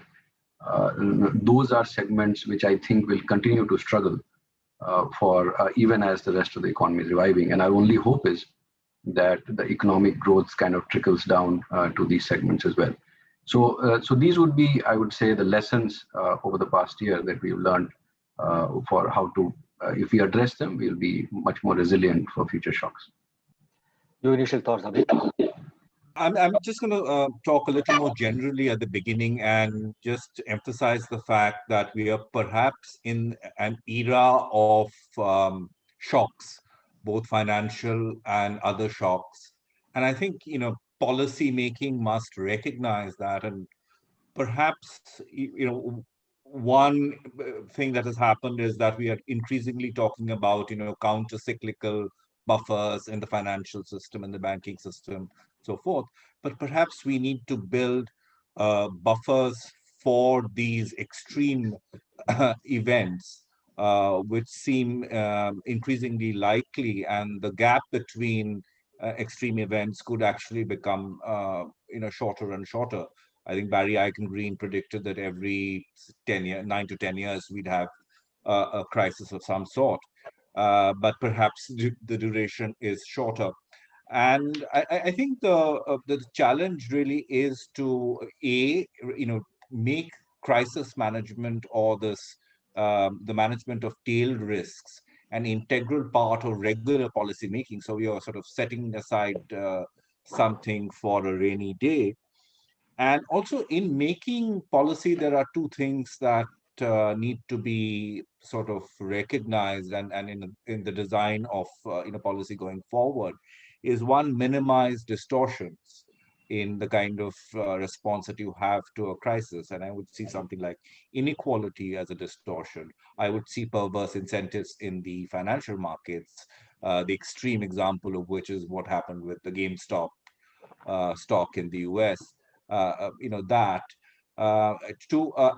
also to have a very clear strategy for kind of rolling back the most extreme response to the crisis, and not let the economy and the markets get sort of addicted to largesse at its most extreme. I think this is a big challenge going forward. We saw it with the taper tantrum and so forth. And the last thing that I'd like to say, and which I think this crisis has highlighted, and this brings me to the question of government and governance and this business about maximum government and minimum governance. I think one of the things that we should really be proud of in this particular, in handling the crisis, is the way we used our established systems that we've used for epidemics like Kala Azar and so forth, the surveillance, the contact tracing, and the administrative apparatus, right from the district level to the central government level, the state government level. So we seem to have a very, very robust system in place which can be called upon. And I just speak from personal experience because my niece had COVID here in Delhi and my daughter had COVID in the UK. And the contrast between the way it was handled, my daughter was just left in the lurch without any, broadly, state support. No one even bothered to, call her to find out if she had gotten better or if she was disease-free. But whereas here, I think the systems have been very, very robust in relative terms. Of course, it has its limitations. So I think we also need to think of the structure of, governance, for the lack of a better word, administration, systems of service delivery, which I think is fairly strong. So I think in a number of areas, we need to continue with this principle of maximum government, and that will sort of deliver us from, more effectively from the worst impact of the crisis. Ashima, over to you. Thank you, Arun. I think I'll start with where Abheek ended, because one of the things that is really surprising in this current COVID crisis is how much better we are doing than expected in the beginning. Worldwide, there was, because India has a relatively low income per capita incomes, congestion. We were expected to do much worse than we have, and we've escaped a second peak. And so I would, taking the topic of this session, that we actually are quite resilient. In fact, these days, there's some media I'd read, they're saying India is the most resilient nation in this COVID crisis. So how do we understand this, given the expectations and given the reality? It seems we are not understanding many things about me. For one thing, I'd say that the preemptive early action helped flatten the curve and give the medical system, the systems time to rev up. As Abheek was saying, they worked well. It wasn't just inherited, it was also planning, because this was a unique kind of pandemic we haven't had for many, many years. So, and another thing to notice is that in a democracy, in a very noisy democracy like India, it's very difficult to take tough actions, because if people who are affected really start shouting. So there was so much shouting internally as well as from external experts, but over the long run. So the thing about, you have to be very determined as a government to inflict short-term pain, which will benefit in the long term, and hold with that path. So I think that is also important. And the other reason we've done better than was widely expected, I think, is that we have achieved a degree of diversification. For example, manufacturing, obviously with the lockdown, absolute slump, but agriculture did well. The economy itself has services, outsourcing, and the digital economy held up very well. And we have a lot of expertise in that. Then early on, in these talks, early summer, we would be asked to talk very often on these issues. And I give this example from endogenous growth theory. There is this idea that if there is a natural catastrophe and a lot of physical capital infrastructure is destroyed, but human capital is not, then very often you see a sharp revival, because those are the people. And I think as Indians, the other thing is we don't have, given our numbers and the fiscal constraints, we can't have the kind of transfers that advanced nations have been giving. So people have to fall back on their own resources. And there's a lot of substitution in directions where it's possible to continue to grow. And we saw a lot of that, I think. So necessity was a driver of resilience also, I think. And but from the policy point of view, I would say another reason for the surprise was that, after the global financial crisis, there was too much stimulus. And after that, too much tightening from the macro, even the financial system was in trouble. So overall, there was just too much tightening. It was not counter-cyclical at all, and too much of a focus on structural reforms. So we did not see, this, I think Neelkanth started by saying that we were already in a bad shape. But that is not true, in the sense that we had done enough reforms to be at the cusp of recovery. And if you look at the high frequency numbers, people very often say that growth was continuously falling before the crisis hit. But if you look at the high frequency numbers, I think we had liquidity tightness until the summer of 2019. And then it reversed. And by February 2020, we had growth coming back. But because then in March, COVID struck. So for the year as a whole, growth was lower. So we saw the same thing now after COVID, because we saw a lot of liquidity support from the Reserve Bank, warranties, if the financial sector was in such a bad shape, how would a lot of the stimulus came through the financial sector using government warranties that compensated for the risk aversion. Yeah. So, and the current figures for banks, again, a lot of people were saying that, see, banks, I think Abheek should tell us more about this, but so many banks are coming out with their results that their forecast of NPA is much less than it's actually going to be. And recoveries are, because the country is seeing a fast recovery, so they're not going to be so badly off in terms of the quality of assets, etc. So, but I agree that overall we do need more counter-cyclical policy. Yes, we should learn the importance of counter-cyclical policy. I think now I agree with Abheek again that when there has been a large stimulus, our problem after the GFC was that we didn't roll back the stimulus fast enough. There was over-stimulus.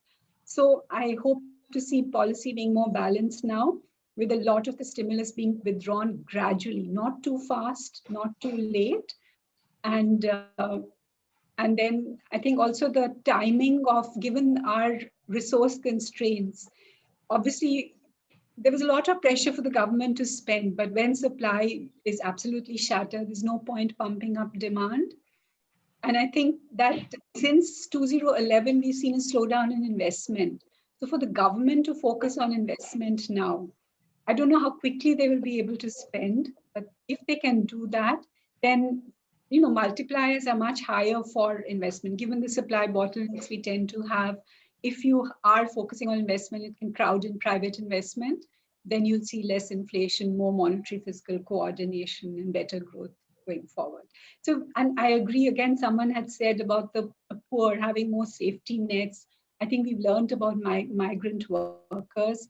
And so, having better enumeration, better facilities. But again, I think we should be proud when we compare the times of the Great Bengal famine. Nobody died of hunger. It's not just the government. So many NGOs and other, we have built up quite a strong horizontal democracy as well as a vertical democracy. So a lot of people were there, who contributed.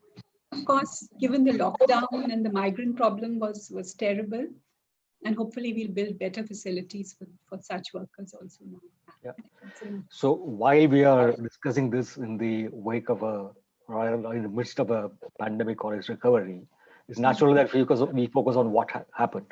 So I think we could also look at, in general, another crisis, a financial crisis. Suppose a sudden spike in inflation that completely disrupts our balance of payments or whatever. How can the economy remain?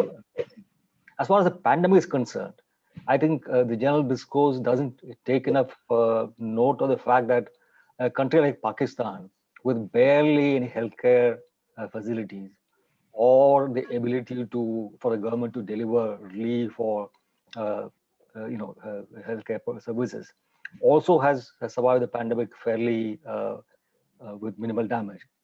And then if you look at zero ways in Delhi, Karnataka, other states, it would seem that about half the population has developed immunity for whatever reason, which is a far cry from the level of infections that were noticed or reported. So the pandemic and its effect on India is one thing, and how we can actually stay resilient in the face of another crisis, like say the global financial crisis, is separate. Now we have covered some issues such as the banking system and the financial system being able to have the kind of buffers that are required to withstand a crisis. We talked about the need to have enough, say, foreign exchange reserves or possibly swap lines to tide over a balance of payments crisis. We need social safety nets. But what about the corporate sector? How resilient is the corporate sector in itself? In terms of leverage, in terms of the ability to flexibly respond to a crisis like this, and what is there and what else can be built up? Neelkanth? Yeah, so as I have the mic, I can respond to some of the things that Ashima mentioned. So I think that I agree that the banking system, in fact, as advising our investor base, we have been saying since September that the best investment is the banks because the NPAs are not going to be high at all. In fact, the cleanup of the NPAs in the banking system, which started 2015-16, has mostly run its course. There was a time when 100% of pre-provisioning operating profits was being provisioned for bad loans. That number is about 60-65 now. I think normal is more like 35-40. So bank earnings will grow. I think that's the point that you just given. The point I was trying to make was that the ability of the financial system to grow or to fund growth is where the problem is. That the very large PSU banking system does not incentive. I mean, there's no natural incentive to lend, and I think we need to address some of those issues. Coming to the corporate sector, see, and this is where these pandemics and these kind of crises, from a pure analytical perspective, are very educative. During the pandemic, what has happened, and as you would find in a jungle where, suppose there was a shortage of water, it is the big and the bulky ones at the watering hole who get all the water. So what has happened is that most of the large firms have used their bargaining power to get the best from customers. I mean, there have been companies already at record high margins which have actually told their suppliers that, we will pay you 1 month later. There have been companies that have actually refused to give financing to their customers. So in the survival mode, what we have seen is that the profit margins of the whole sector, say BSE 100, even if you take a BSE 500, has actually improved quite substantially. How much of that they will be able to hold on to is something time will tell. I think what we have found is that they are what counts as fixed costs. So just to give you an example, in June quarter, we did a bottom-up survey of all the companies we cover. And what we found was that most of them had been able to bring down their fixed cost quite substantially. But when in the second part of our survey, we asked them, how much of these fixed costs will you be able to hold on to? Fixed cost cuts you will be able to hold on to. What we found that more than 90% of the fixed costs would actually come back. Now, so my question was, why are these fixed costs? The way they are classified, maybe they are fixed costs, like say selling expenses. But if all of your salespeople are contractors, at times of crisis, you can actually just tell them, sorry, I can't pay you. And I think the large corporates are not where I think the problem is. We have found that they are actually far more resilient than would have been expected before the pandemic. I think the challenge is going to be in finding out how resilient are the small companies. And I'm not talking about companies outside the BSE 500. They are also gargantuan companies compared to what the average size of enterprise in India is. So it is the 10-member, 15-member, 50-member firms, and how have they been able to hold on to their business? Have they been able to hold on to their employee base? One advantage, and I think that shows a bit of resilience, which is not very desirable resilience, in the sense that if you are completely informal, all of your fixed costs can be adjusted very quickly, right? So I had written this note in March. Can we stop the clock? Can we stop the clock of fixed costs, salaries, interest, rents? These are the three biggest costs. And what did happen was that because if you have informal contracts, you can always say, sorry, I won't give you rent, or I will not pay you for the next 3 months. I'll just give you enough so you can survive. So that provides a level of resilience. But from a growth perspective, is it beneficial? And if we were thinking of a crisis 5 years down the line, should we assume that all of our economy will remain informal and will remain as resilient and flexible in the face of such dramatic shocks?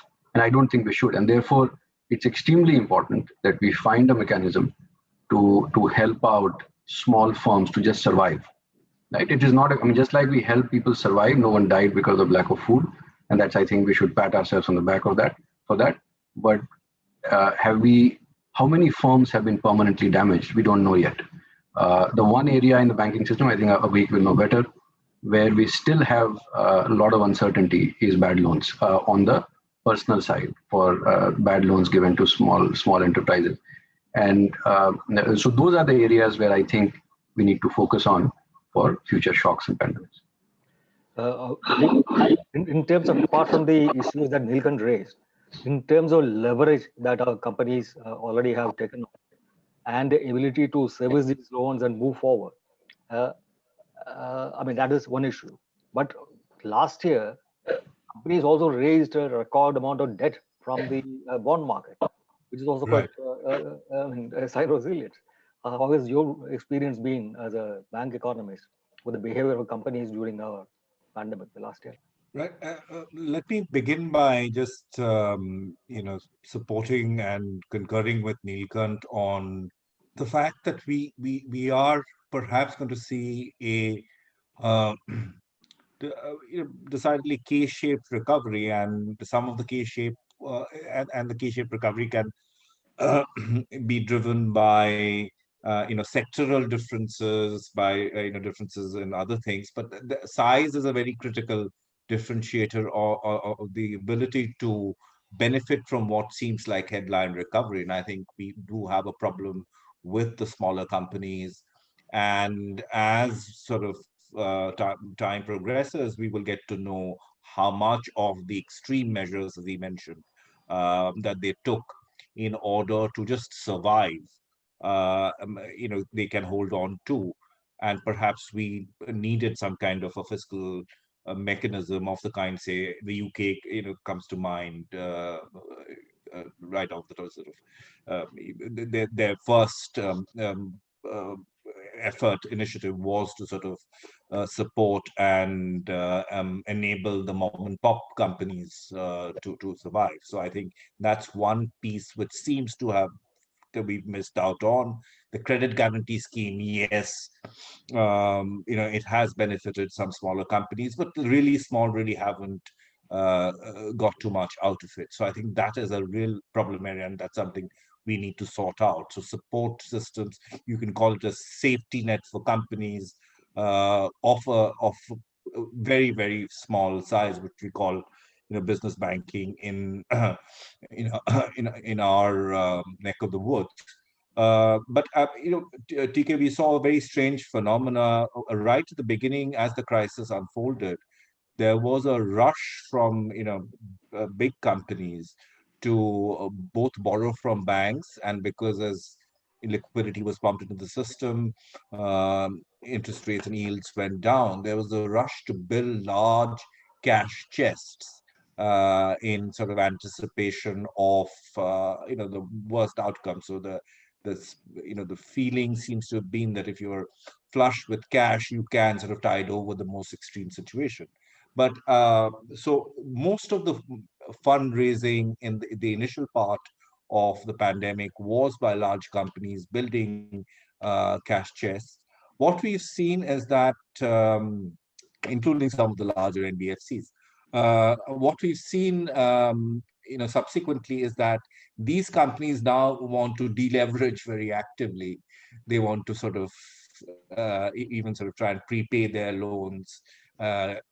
And there is some both appetite coming from banks as well as appetite for credit coming from the medium-sized companies, which I guess are now more comfortable with their cash flows, their sales prospects, and so forth. For the smaller, the larger small companies, pardon the contradiction, but they have been beneficiaries of the credit guarantee schemes. But there is a very large catchment of both individual borrowers and businesses which take personal loans, and as Neelkanth was mentioning, who have either been left out of the sort of lending system because of risk aversion, or would find it very difficult. I mean, a lot of things have got masked by the moratoria, but once that is lifted and once the system returns to normal, maybe we will see some real sort of stresses in some parts of the banking system. It might not reflect in very large NPLs, but we will see concentrated stress in certain areas. Ashima, in your response, will you cover two areas in specific? One is the level of international borrowing by Indian companies and the kind of potential it has to create some kind of microeconomic stress on that front in terms of cross-border payment obligations. Secondly, on the problem the previous two speakers alluded to, the structural non-access a large segment of our enterprises don't have to formal lending, and how we might actually overcome that as a part of building a resilient economy. Yes, TK. So I think the jury is still out. We have to see what happens, because the kind of resilience I was talking about, that small person has in India, since you don't get that help, you have to survive on your own. So you have an informal network that supports you. And you also substitute towards where there's opportunity. Like one banker friend was telling me a lot of small companies are coming and asking for loans to make masks, and other kind of home consumption, home delivery, etc., etc. So we have to see what they did. And also, I think there's widespread formalization going on with GST. It started, so because of that, they have some access, some better access, some better accounts, and so on. So again, that might be a positive. And also, banks are now doing risk-based lending, which is a big thing. I mean, I'm seeing they're not just lending because they're told to lend, but they're evaluating. And so, to that extent, NPAs and those who have good business plans, etc. So that is a healthy thing. And to that extent, you'll see less distress in banks, and you'll see firms that have a temporary shock come out of it, but not those who are unviable in the long run. And that is a good point for the economy as a whole. Resources shouldn't be trapped in zombie firms.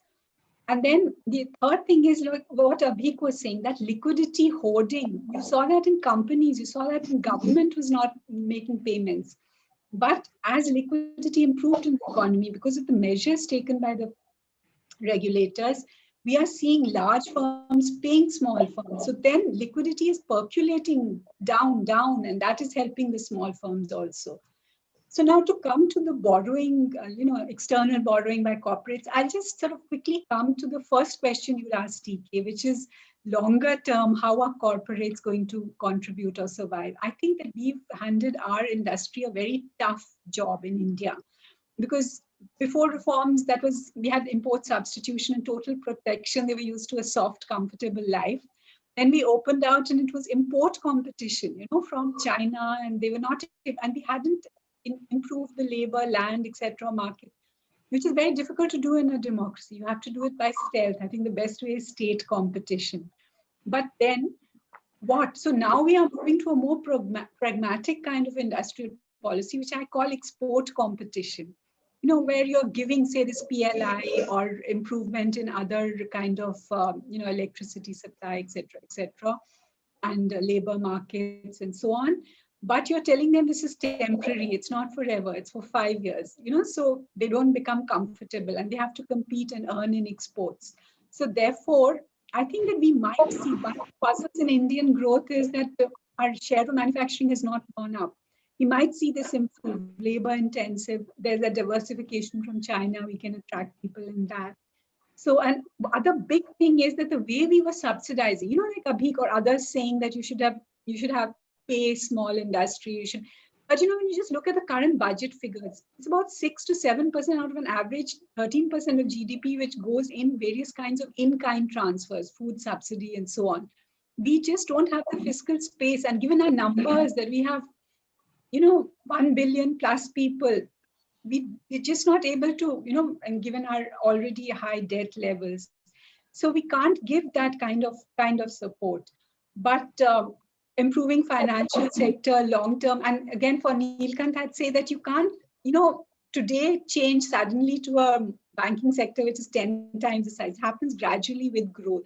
And if you have the governance and things reformed sufficiently, I think we have seen enough improvement in governance that the banking sector will now go in step with industry. So we might see, a much healthier corporate sector, and borrowing from abroad, given the way we are, we are able to attract inflows. This is the time to borrow and to invest, as long as it's invested. So if they are investing and they're earning and overall conditions are healthy, I don't think we will. And also another factor is, I think Credit Suisse was responsible for this. That earlier after the GSC, there was 100 companies most indebted. When I look at the data, I can look at BIS data, Indian firms have the lowest debt among emerging markets. Households much lower than our credit GDP ratios are very, very low. We actually need to increase them. And so those 100 indebted firms are only in infrastructure. Sorry, let me intervene because the firm is mentioned. So it was 10 firms. Our problem was not that credit to GDP is too high. Our problem was that just 10 groups accounted for 13% of outstanding loans. And we called them house of debt. And for your information, 7 out of those 10 have gone bankrupt. So it was not no, but it was not, at the same time, there were many firms that were cash rich, that were just sitting on cash. And in the aggregate savings also, household savings have gone down, but savings by the corporate sector has gone up. Any high growth episode that happens, that the companies make money and they don't share as much, so their savings go up. No, I think if I could intervene, I think one of the things, again, going back to this, oft-quoted House of Debt report, I think the focus really was on concentration risk, not so much the overall, credit, and concentration risk in companies which did not have a track record in areas in which they were participating. I think that bit gets kind of missed out, and we just look at balance, corporate leverage in aggregate terms and so forth. But I correct me if I'm wrong, but Neelkanth, your central thesis was that there was huge concentration risk, and that sort of really led to the problem. So I think we, I'm sorry I interrupted, Ashima, but I think we should need to look behind some of these headline numbers, like the under leverage at a macro level, and look at, in order to get to this leverage, what are we making mistakes in terms of the kind of distribution of credit that is happening and so forth. I think these are just as important in determining the vulnerability and the resilience of the system. No, so two things. I think these kind of reports and the attention they receive in the media led to a perception that Indian corporates are very highly indebted, which is not true. There's a lot of diversity there. And second, I think that we were over-reliant on banks for infrastructure financing. Our problem was really we didn't know how to finance these long-term assets, and we needed to do a lot of that. So over the years, as I say that governance standards have improved in the financial sector, diversity has improved. What we are seeing is corporates are borrowing abroad, and the corporate bond market is developing somewhat. That is healthy. For you can play different maturities and requirements, and a lot of people are taking equity now. There are a lot of venture funds and so on, not reliant on debt. In fact, after the NCLT and the IBC and so on, corporates are so afraid of debt, afraid of losing. They're deleveraging. They're like Reliance saying they want to be debt free. So many corporates are, and there's a lot of interest in equity in India. And equity in a way is very expensive long term, because when the economy does well, you pay a lot. So we need a better balance. But I think we are seeing enough financial development and diversity, and we've learned by burning our hands.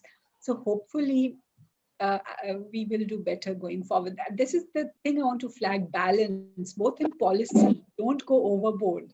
Don't be either over stimulus or over strict. And don't focus too much on structural reforms and not on the counter-cyclical and macro parts. Similarly, for corporates, a balance between debt and equity, and so on, and having a good, viable business proposition on the basis of which you get credit, not on the basis of contacts and so on, which used to be. Yeah. So moving on to one final topic, I think before we will have to wrap up. The ability to use external savings. I think this needs to be focused on as a separate area in itself.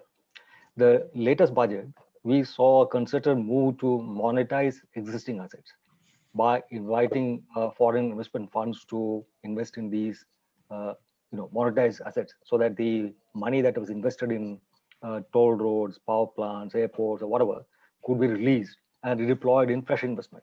I think that is a good way of actually leveraging our assets and attracting foreign funds to increase our capital expenditure. But this is only one part.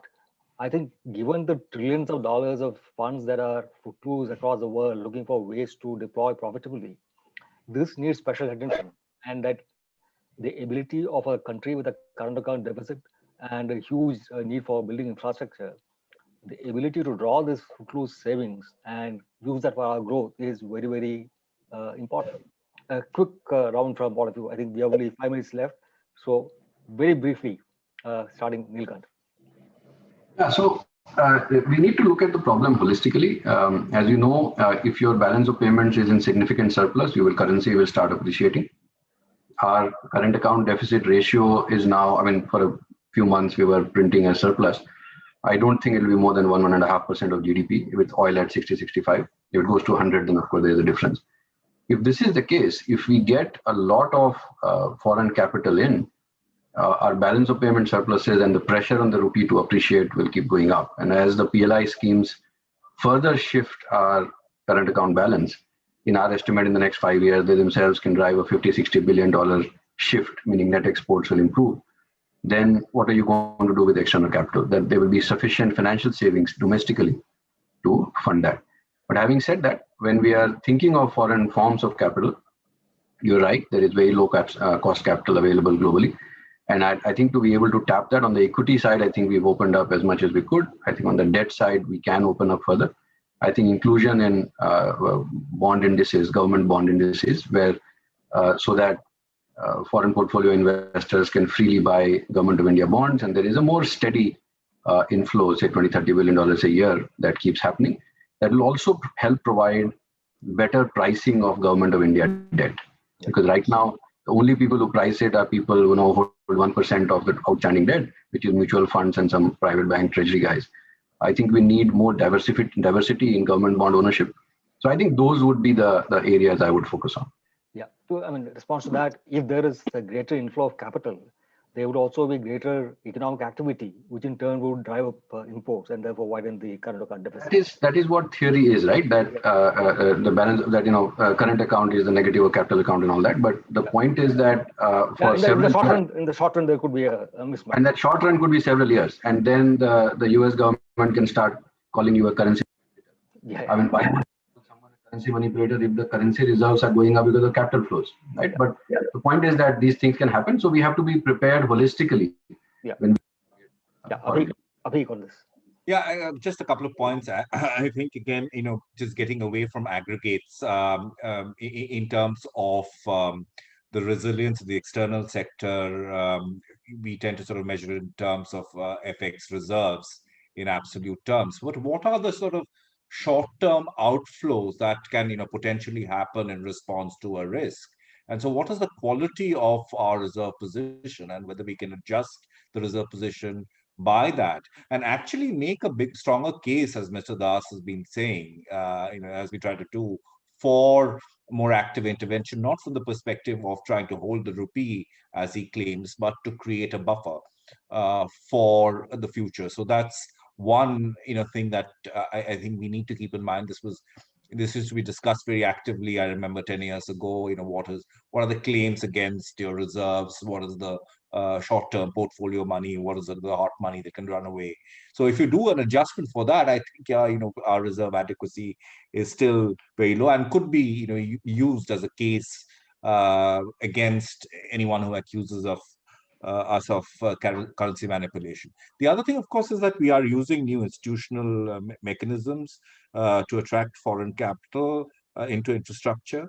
Infrastructure has been a very difficult area for both domestic and foreign investors to make money in.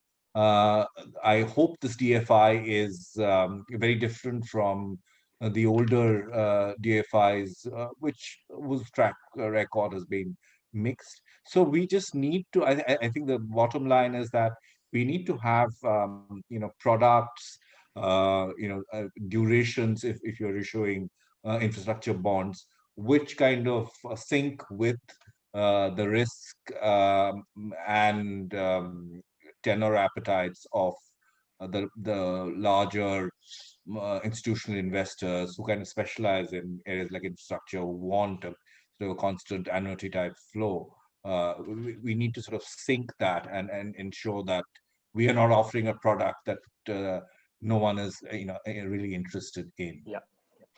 Ashima. Your response. I think to attract foreign investment in infrastructure, you need long-term patient money. And so you need better instruments. These rates are good, I think. And also where the government takes some of the risk, the initial risk. And so when they are selling already functioning assets, I think money will come in there. So that way you need, and better, contracts, etc., etc. But at the aggregate level, I think we have to remember that our reserves are all hot money, so to speak. They're not from export surplus. So in that sense, reserves, capital flows must be used. They can't only be accumulated as reserves. Then that is expensive, because you earn zero on US Treasury.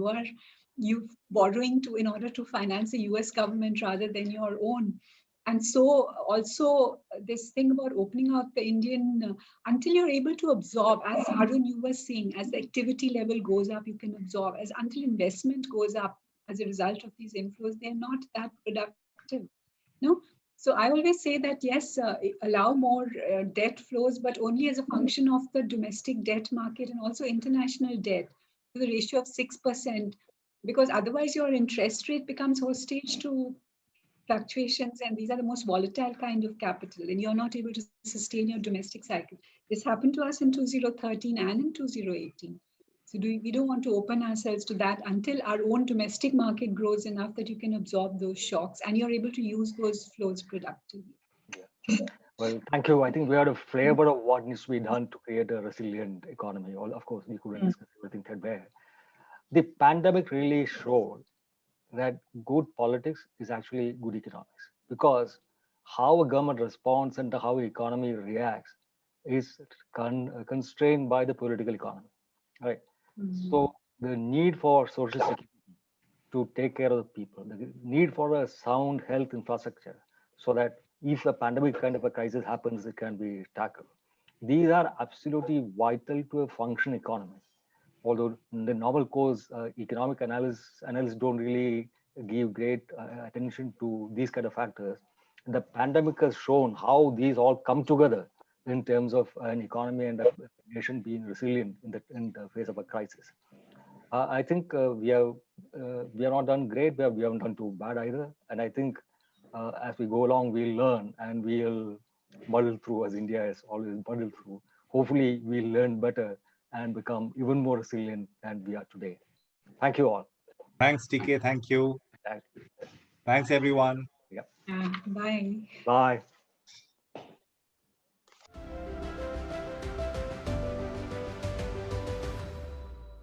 You're watching the ET India Inc. Boardroom, brought to you in partnership with Transaction Next, powered by NPCI. There has been a great impact of digitization on the Indian economy, especially during the rise of COVID-19.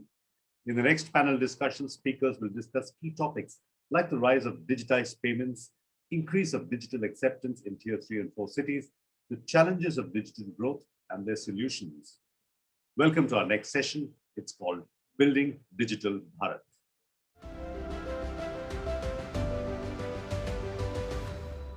Good afternoon, everyone. A very warm welcome. Happy to have all of you today as part of the discussion today. We really wanted to bring this together and then see what's the next phase of digitization looking like for us, and what are the things that as a country we should work and focus together in terms of the opportunity that lies. That as a country we have the potential to go to about 1.5 billion transactions a day, which is about 15 trillion in terms of value. And of course, all of this is required to make a truly digital India, as we look forward. And there are a lot of interventions. There are a lot of technology interventions that I think a lot of organizations have brought in. We talk about contactless, offline, soft POS, so many initiatives that we've brought in the past. But also there is a whole twist around implementation and policy around it. And really, I wanted we have Sanjeevji here with us, from DFS. He's the additional secretary there. And really, Sanjeevji, I wanted to bring the first question, back to you, in terms of how have we progressed, from a government point of view, from a country point of view. How do you think our digital journey has been? And what are the upcoming policy initiatives that we can look forward to? We've already heard about the acceptance guarantee fund that came up very recently. And then we're also looking at some of the other initiatives on the acceptance side. But we really wanted to understand in terms of policing in the government, what are the upcoming initiatives and how we fared up till now. So some thoughts around that, sir? Sure. Thanks, Nalin. In 2015, when the Honorable Prime Minister launched the whole Digital India program, his vision was to remodel India into a knowledge economy, a digitally empowered society. And since then, if you look at the sheer growth in numbers, it's astonishing growth. You know that we have more than 1 billion people who have mobile phones. Almost 500 million people or more have internet connections. So it's just the sheer size and scale of the interactions on the internet. There are, I read somewhere that more than 12 billion applications were downloaded by Indians in 2018, which is the largest in the world and the fastest growing number, I think, with the sole exception of China. So the whole journey has resulted in a tremendous amount of volume and value, not just in terms of services online, but also in terms of the entire e-commerce business base that has been growing. I also look back with great satisfaction at what we have achieved in terms of government services. Aadhaar has enrolled more than 1.2 billion Indians. The GSTN, the GST network, has actually brought more than 11 to 12 million people, I'm told, businesses which are indirect tax paying online onto the backbone. And this whole growth means that today, we are looking at burgeoning UPI transactions. You are looking at Jandhan Aadhaar accounts, Aadhaar seeded Jandhan accounts, which are more than 42 crores. And some of this has resulted in the greater efficiency of flows. So not too long ago, you saw that when the COVID related lockdown happened, we were able to targetedly transfer more than 31,000 crore rupees into the 20 crore women Jandhan accounts. That was stupendous. Or if you look at the astonishing sums of money that are going into farmers' accounts through the PM Kisan Yojana and so many other related schemes. None of this could have been achieved if the vision of the Prime Minister way back in 2015 had not been translated into the kind of developments that you are seeing. First, the mygov.in app, now all these various transformations that I talked about. I think it's amazing, but we do have a long way to go. I think somewhere the estimates that are vary, but somewhere I read that we could result in more than $1 trillion of GDP being added by 2025. Now that kind of an addition coming mainly from the digital platform would mean a stupendous growth in employment generation, a lot of labor productivity enhancements, much better service delivery and improved governance. So I think the journey has been a huge experience. It has been tremendous, but we still have a lot to do. And one looks at this way to go with a lot more excitement. No, I think this is really mind-boggling, like you said. In fact, this makes me go back to the telecom revolution that we had in early 2000. And when the policy intervention ensured that there were a series of players in the market, and how the hyper competition got everybody onboarded onto the mobile part of it. In fact, it was in 2003 that I remember it was touted that India is the lowest priced market as far as mobile calls are concerned, which just about 10 years ago was the highest priced market. So I think a lot of potential, like you said, sir. And I would like to move a little bit towards what are the upcoming policy initiatives. But before that, I wanted to move to some of the other panelists here we have from the banking fraternity. We've got Rajiv here, from RBL. Rajiv, I really wanted to bring this space to you in terms of how we've sort of taken this opportunity and taken it to the market. As a bank, we all know that RBL has always focused towards partnerships and bringing in more and more new players into the ecosystem. So I just wanted to bring some perspective here in terms of how has this helped us? How have these again, I will bring an example from telecom. We looked at outsourcing to a large extent, whether it was telecom towers, whether it was the network capacity with the vendors. So how this kind of outsourcing of some of these digital services has helped us.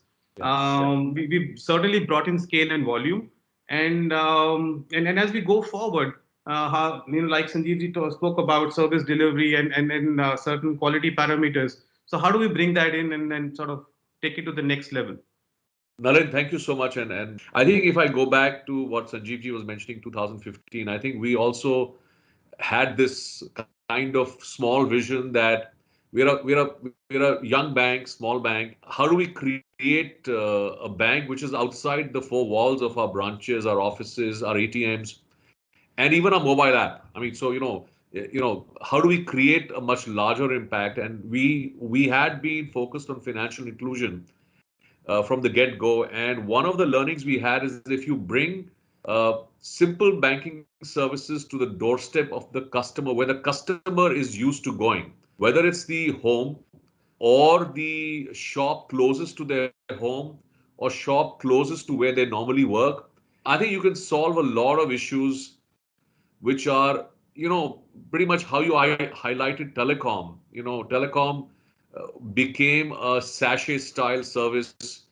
very early, and it moved from what I would say a host to host structure to more a democratic structure. So this was our thinking, and I know that those days some of these protocols and networks were not as ubiquitous. We worked on IMPS, and if I today reflect back on our 5 years in this space, I mean, the scale is enormous. And what is now happening is the ease with which we are able to provide the banking backbone. Okay, you guys provide the payment infrastructure backbone, but we provide the banking backbone to our partners, because I don't think we ever imagined that we will need to create thousands of branches ourselves, because that would have taken us forever. And just why rebuild decades worth of social and physical relationships which already exist? So I think that experimentation 5-6 years ago has now blossomed into a significant scale. So we believe that we can offer banking services to, let's say, 250,000, 3 lakh points across India. And that's not being done just by RBL alone. It's being done with partnerships. And I think that learning and that collaboration, which has now been amplified by the work NPCI and other regulatory bodies have done, because you brought a lot of protocols at much cheaper costs. And I think this is only going to expand. And I think in some manner, the simplification of things now will actually help even expanding the acquiring business to the smallest part of India, which, maybe 5-6 years ago, how much of connectivity did they have? How much of a physical equipment that they could support commercially? But now with Android, with simple protocols and a distribution architecture which is existing, I think this is going to only go leaps and bounds. So we are quite excited. In fact, our learnings of the last 5 years is that what started as what I would call somewhat of a experimentation, in a small scale, now we have large partners who actually bring a lot of front-end experience, service experience, risk management experience, as well as applications. I mean, so today we are able to quickly build out a kind of a milk cooperative payment architecture, because the protocols are there, and even the consumers and the small producers in this case are wanting to do it. Because one thing which, the good part of COVID has been that people have, especially the smaller producers, smaller merchants and consumers, have all understood, and those habits are not going to, go back. So as long as we continue building applications for not just the general masses, but also specifics which can actually accelerate, I think this initiative has, eons to run, and I think bringing back a lot of customers into the formal system, and I think there are benefits of the formal system which we have to, as formal organizations, need to address and substantiate, that you get into the formal system, more services are available. So we are experimenting on loans with some of our people, because the more data we have on payments, the more we understand the credit behavior and the consumption behavior. So to me, it's only, the 5-year kind of milestone, but frankly, now is the interesting part, when broadband, when smartphones, as well as payment protocols, and I think a lot of work around this is already in place. So we are quite positive. We also recognize that RBL on its own cannot go and create these things by itself. So this is something we have done in partnership. We've learned along the way. Our partners have benefited from our scale and banking backbone. And we would love to bring more and more applications to specific user groups and take this journey forward. Yeah, Rajiv, I think this is very interesting. What really picks up, I would say, importance now is the era of applications. I think all of us have spent a lot of time while NPCI is focused on the payments platform, banks are focused on financial services, but really the front end applications are now what is getting picked up. And the way I think all of us have tried to standardize and create platforms. I think now the market is slowly moving towards creating platforms for services. For example, there are now platforms being created for generating merchant data. There are platforms being created to collaborate. Nandan announced a similar platform for credit sharing. Scores, information sharing. So I guess those platforms, those applications are taking shape, and there's certainly a lot of action around that. That brings me to something very important, and I want to move the focus to you, Shalini, on this. This is some of the technologies, that seem to have come in. For example, stuff that is happening around soft POS, and some of the initiatives that RBI has taken very recently. They announced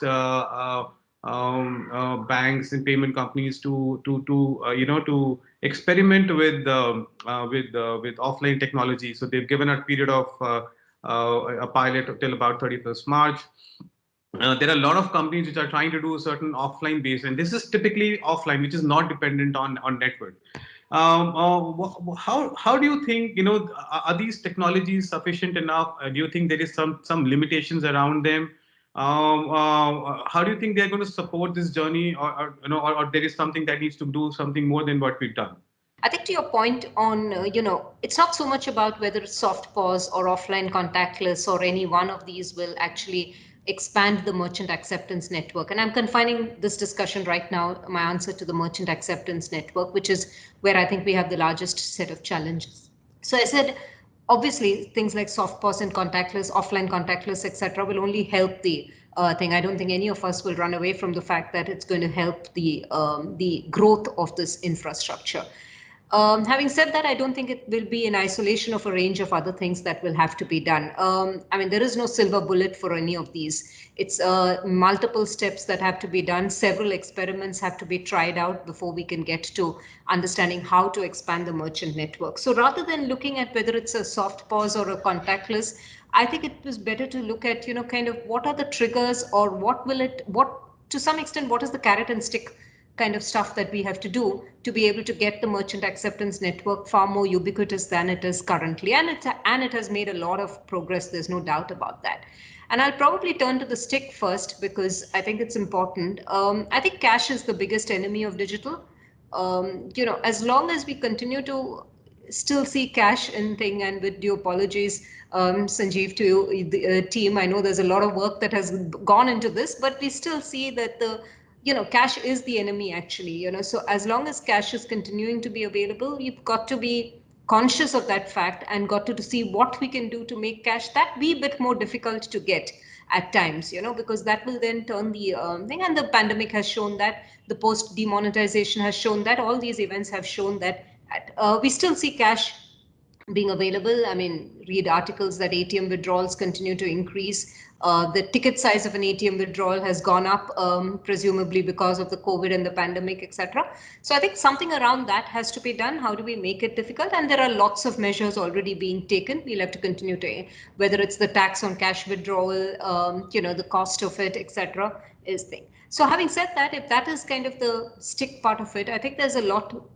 done and continues to be done and needs to be done on what I call the carrot, I think the first thing is for the merchant, how do you reduce the cost? And that's where things like soft pause, etc. come in very handy, because the merchant is looking for something that's convenient to use, that doesn't take up real estate space. He's got a small little shop, and if he's got to put a pause machine, it's going to be expensive. Really, soft pause helps that cause. For slightly larger merchants, it helps in that you can do, very effective queue management, for example, with soft pause. Unlike physical pause, where you're constrained with an kind of machine, here you can literally, tellers can spring up, by the hour, depending on how the queues are moving. So yes, the merchant is looking at these as what can reduce his friction, what can reduce the kind of, ease. For him, it's the next sale that he needs to do, and anything that helps that will help it. The other is from a customer standpoint, it's the same issue. How do you make it seamless? And there, I think the whole work being done on customer resolution or dispute resolution, reducing technical declines, reducing business declines is important.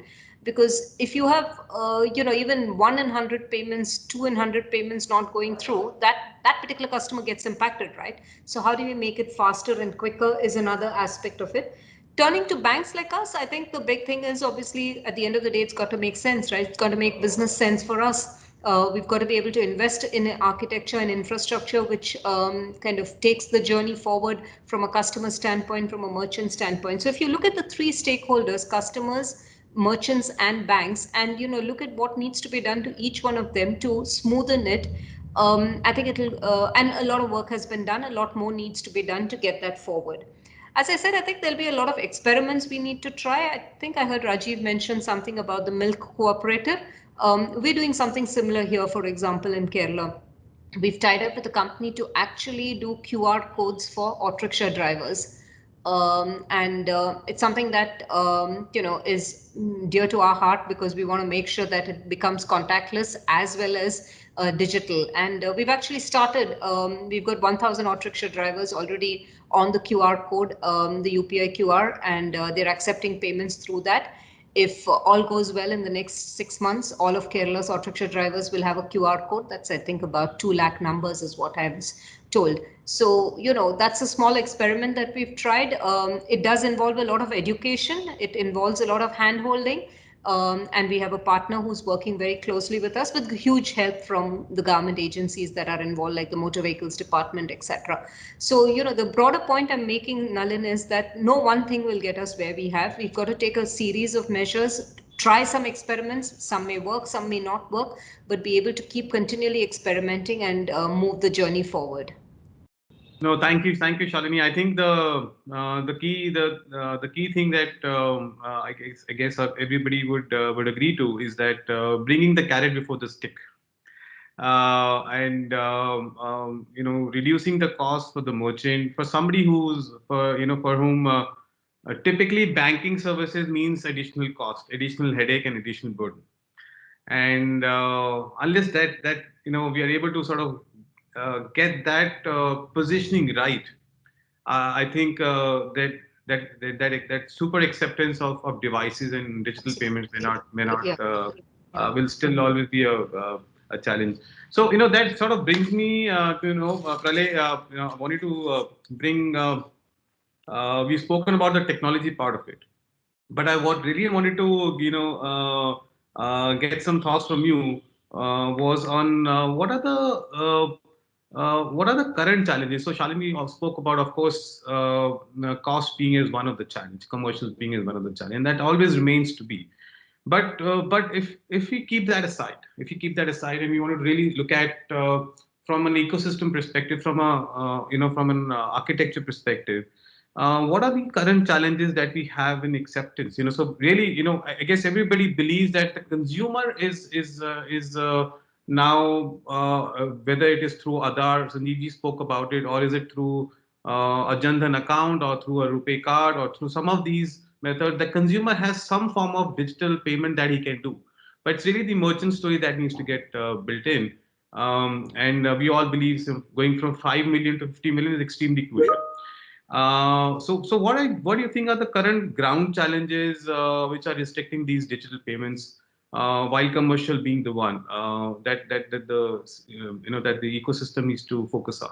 It's a question of which time we are talking about. I know when others are talking about 2003 and 2015. So it took me back because I have been associated with this payment industry in some form or the other from early 2000. And I've seen how this space has evolved over a period of time. It's unbelievable. And there's a time when papers were written about the Korea model, for example, and I myself went to Korea and met the regulators there and understood how they work and how the large monoline businesses are running there, both on the acquiring side and issuance side, and how they sort of what Shalini mentioned, the stick approach was used on both sides, both on the merchants and the customer side in a way. Stick and carrot for the customers and stick for the merchants as the way. And how they eventually move very fast, went to a level which is unprecedented, and then disaster hit them, they came back, and so on and so forth. But in India, fortunately, we took a very different model. And going back to early 2000, I can tell you that the primary discussion, the same question if you had asked me, I would have said that, how do you go into deeper geography? What is cost of a POS machine? What are the enablers which companies and banks will do, because banks will always look at expansion plus profits, where the cost comes from. And it takes me to all those crazy discussions we used to have those days, and it was not moving. And then I remember Mr. Hota, who was the then chairman in NPCI, and I had a lot of discussions with him those days in his office, in my office, and Dilip was also there at that time. And we were struggling to figure out how to take this forward. And one fine day, as they say, that disruptions happens suddenly, right? And it happened. And after that, it is history that how the entire UPI platform, on a simple platform of IMPS, how it took off.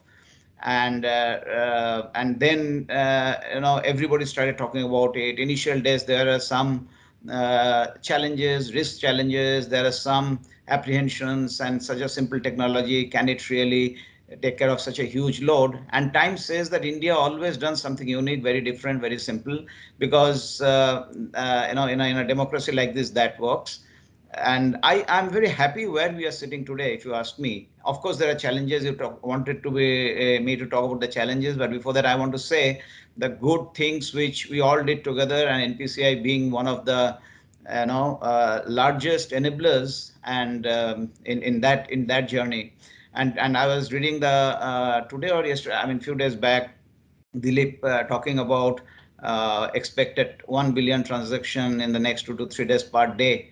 I said, wow, I mean, this is absolutely amazing, if this happens and the way we are moving. So I'm very, very positive, very optimistic, and things are moving very fast.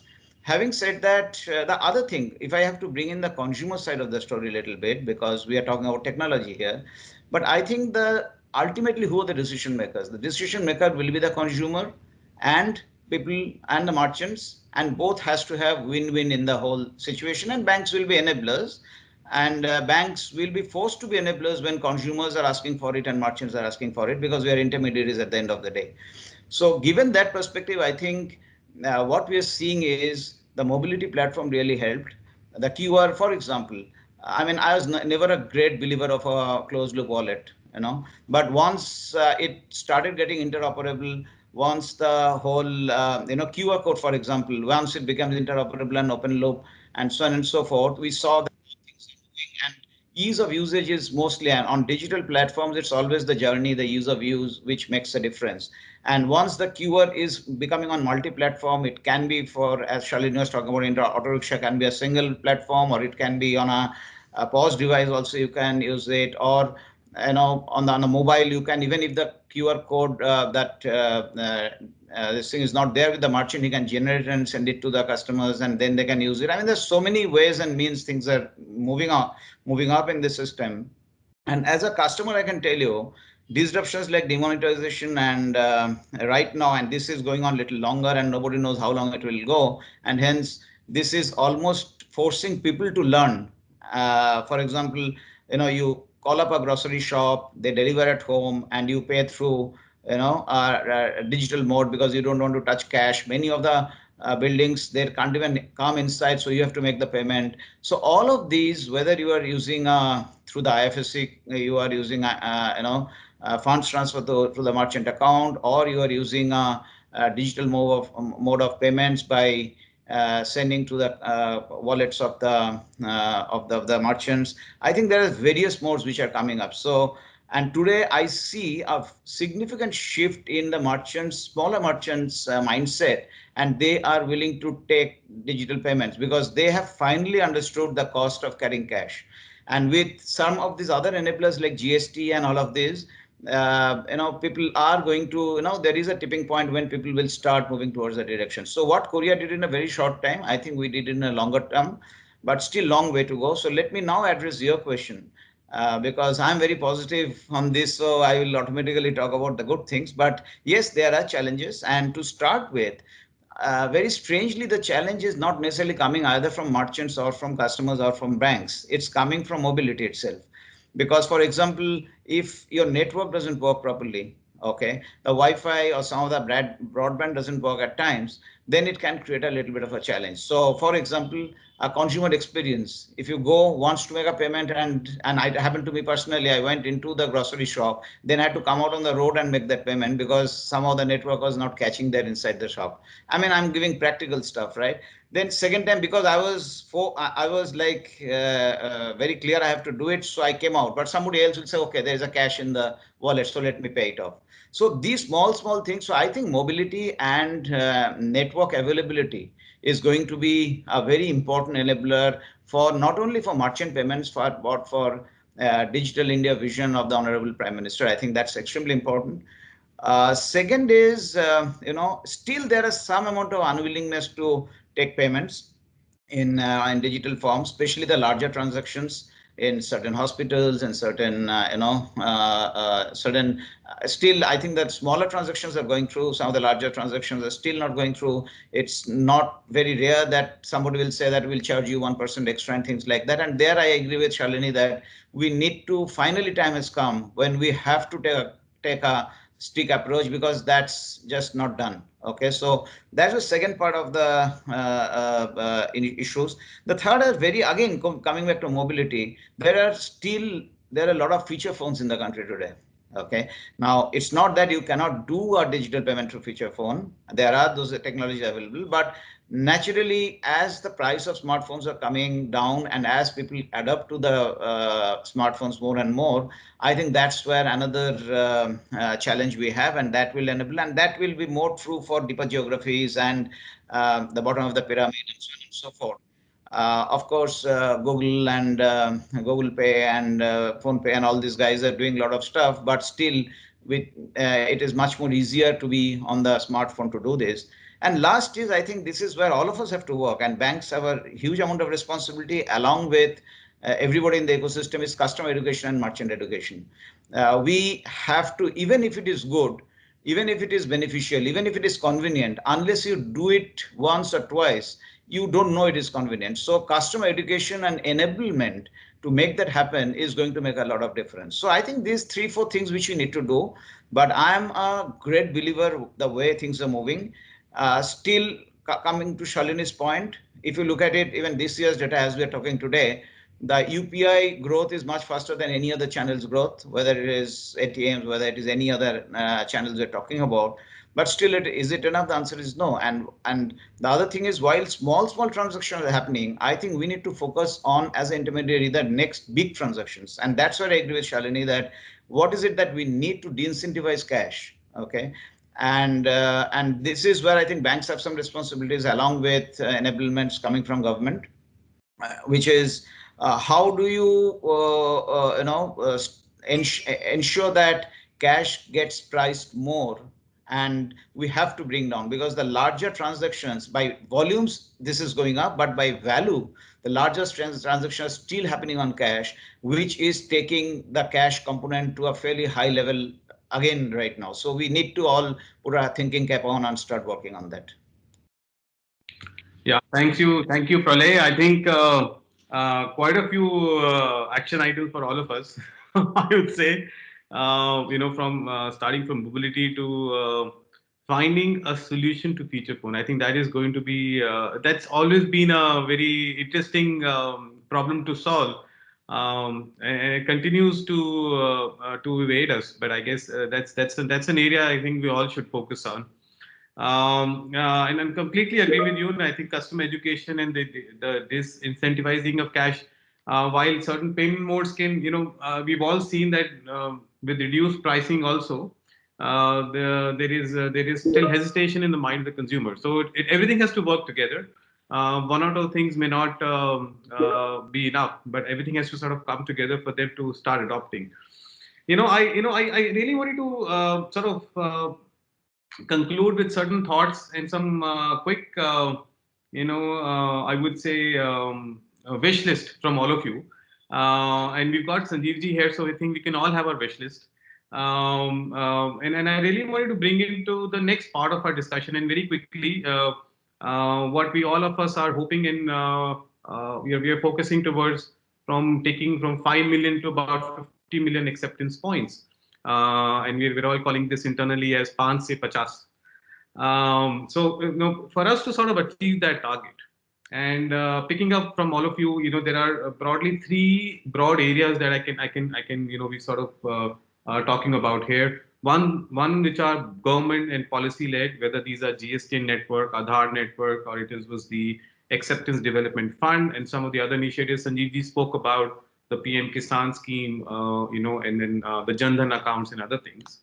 So that's one area. The other area are market-led, whether it was OCN, which was recently announced. There is BBPS. There are some of the other market-led platforms which have evolved over a period of time. And then, of course, there is the technology part of it, where we spoke about Android-based devices. Rajivji spoke about bringing the cost down through that. Pralayji, you spoke about disincentivizing cash.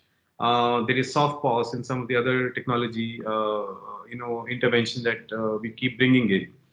But honestly, and then of course, then fourth part is on service delivery. Shalini spoke about the TDs and the BDs. Actually, more BDs because there is still a lot of new application and transaction that we.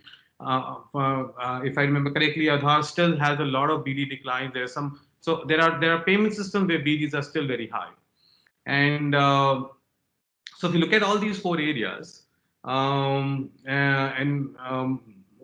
what Sanjeevji, sorry, I'm bringing this discussion back to you. I think what I really wanted to bring in are some top 3-4 ideas.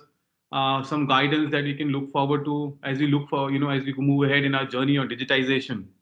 Broadly in the discussion, we've discussed, I think, four key areas. One, of course, is on the policy side.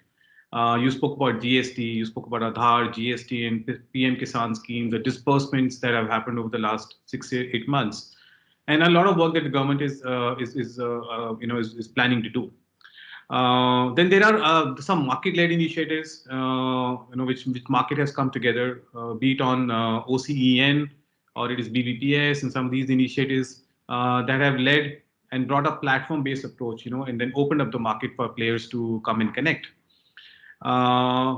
Then, of course, there is this whole technology, intervention, which payment companies have brought in. From, for example, for NPCI.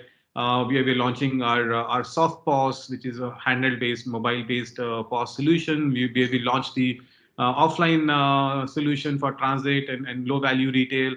We are also launching autopay, which allows you to do recurring payments and tokenization and so on and so forth. And of course, the fourth and the most critical part of it is the service delivery part. Shalini spoke about it, whether it's on commercials or what Praneji spoke about it, which was about consumer education and system integrity and those parameters. So, from all these four areas, what do you think could be the one or two most important aspects that we as payment industry or as banking industry should focus on? So, some guidance on that side will be great, right? Yes, Nalin, that's a fairly broad question, but let me try and answer that from the policy perspective. So in terms of the policy initiatives, you know that we've been working on financial inclusion, that is to bring the last bottom of the pyramid onto the system. And that has been mainly through opening of accounts, ensuring that every village has access to financial services within 5-kilometer radius, whether it is through the bank branches or whether it is through the bank Mitras, BCs or CSPs. But now I think the thrust is more and more on service delivery through the digital platform. And Shalini ji was talking about how QR codes have been given to auto rickshawalas. You would have read recently that Honorable Prime Minister had announced the Swanidhi program for street vendors during the lockdown period. So currently we are in the process of implementing a small amount of 10,000 rupees of loan being given to about 50 lakh street vendors. And this is entirely on the digital platform, from the word apply to the word get or disburse. And this also has a very large element of digital onboarding of the street vendors. They will be given QR codes, they are brought onto the platform, and then there is a cashback scheme for them to use digital transactions or the digital mode of payment. So that speaks volumes of the government's vision and our efforts onto service delivery through the digital platform. But also you talked about some of the market or technology driven initiatives.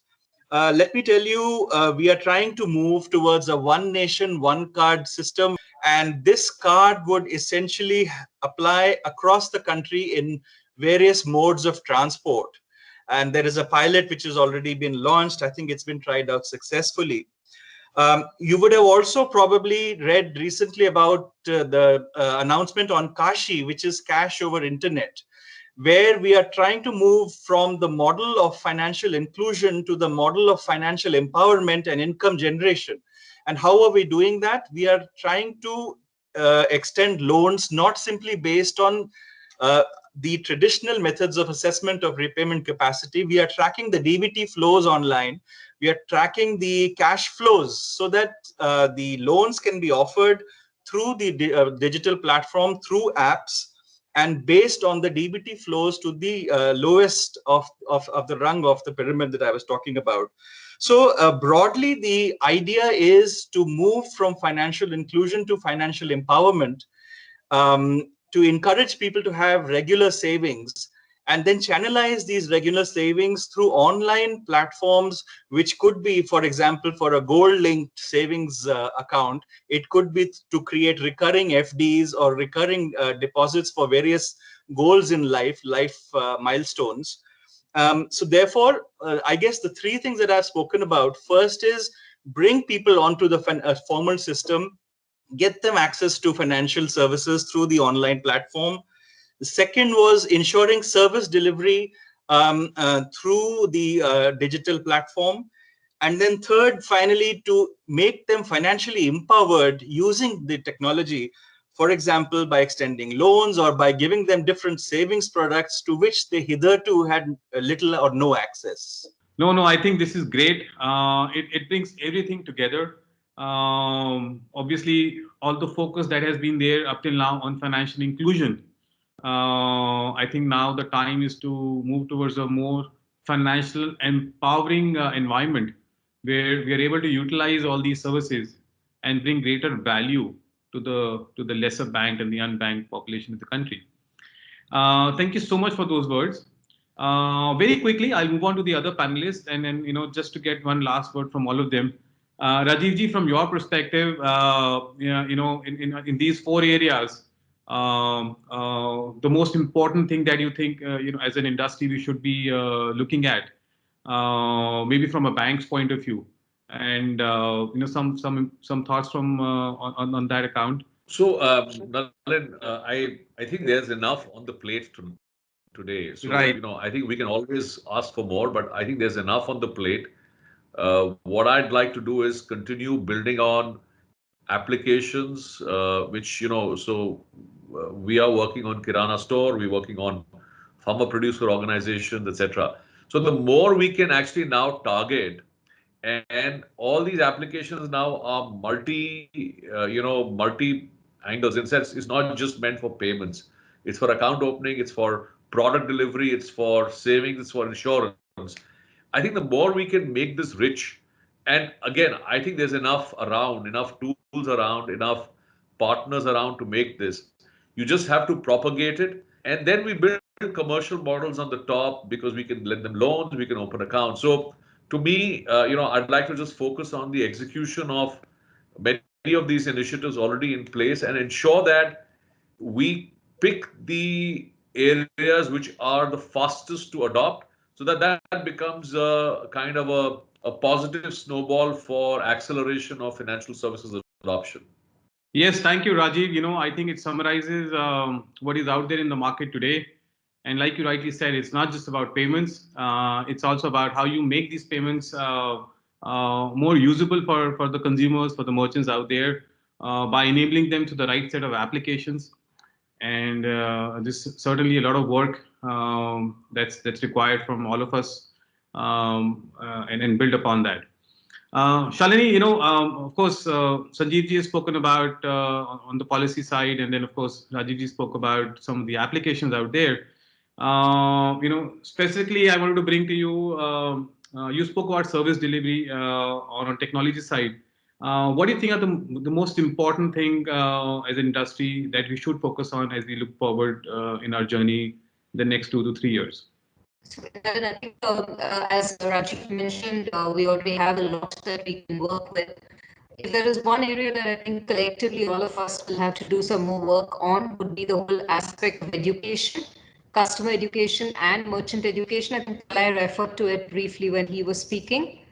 And therefore, if you can focus on that area as an industry, and kind of bring up the general levels of awareness, education, what to do when something happens, what not to do for both customers and merchants, I think that would be quite useful in this entire journey. Lots of work done already, but a lot more to be done. Yes, absolutely agree, Shalini. I think that's an important part for us to look into. And like you were mentioning about earlier in the discussion, that it's time for us to put the house in order and focus a lot on service delivery, and focus on reducing our declines, specifically business declines, and bring more trust into the payment system. Something so important for scaling up. Pralay, I just wanted to bring to you this discussion.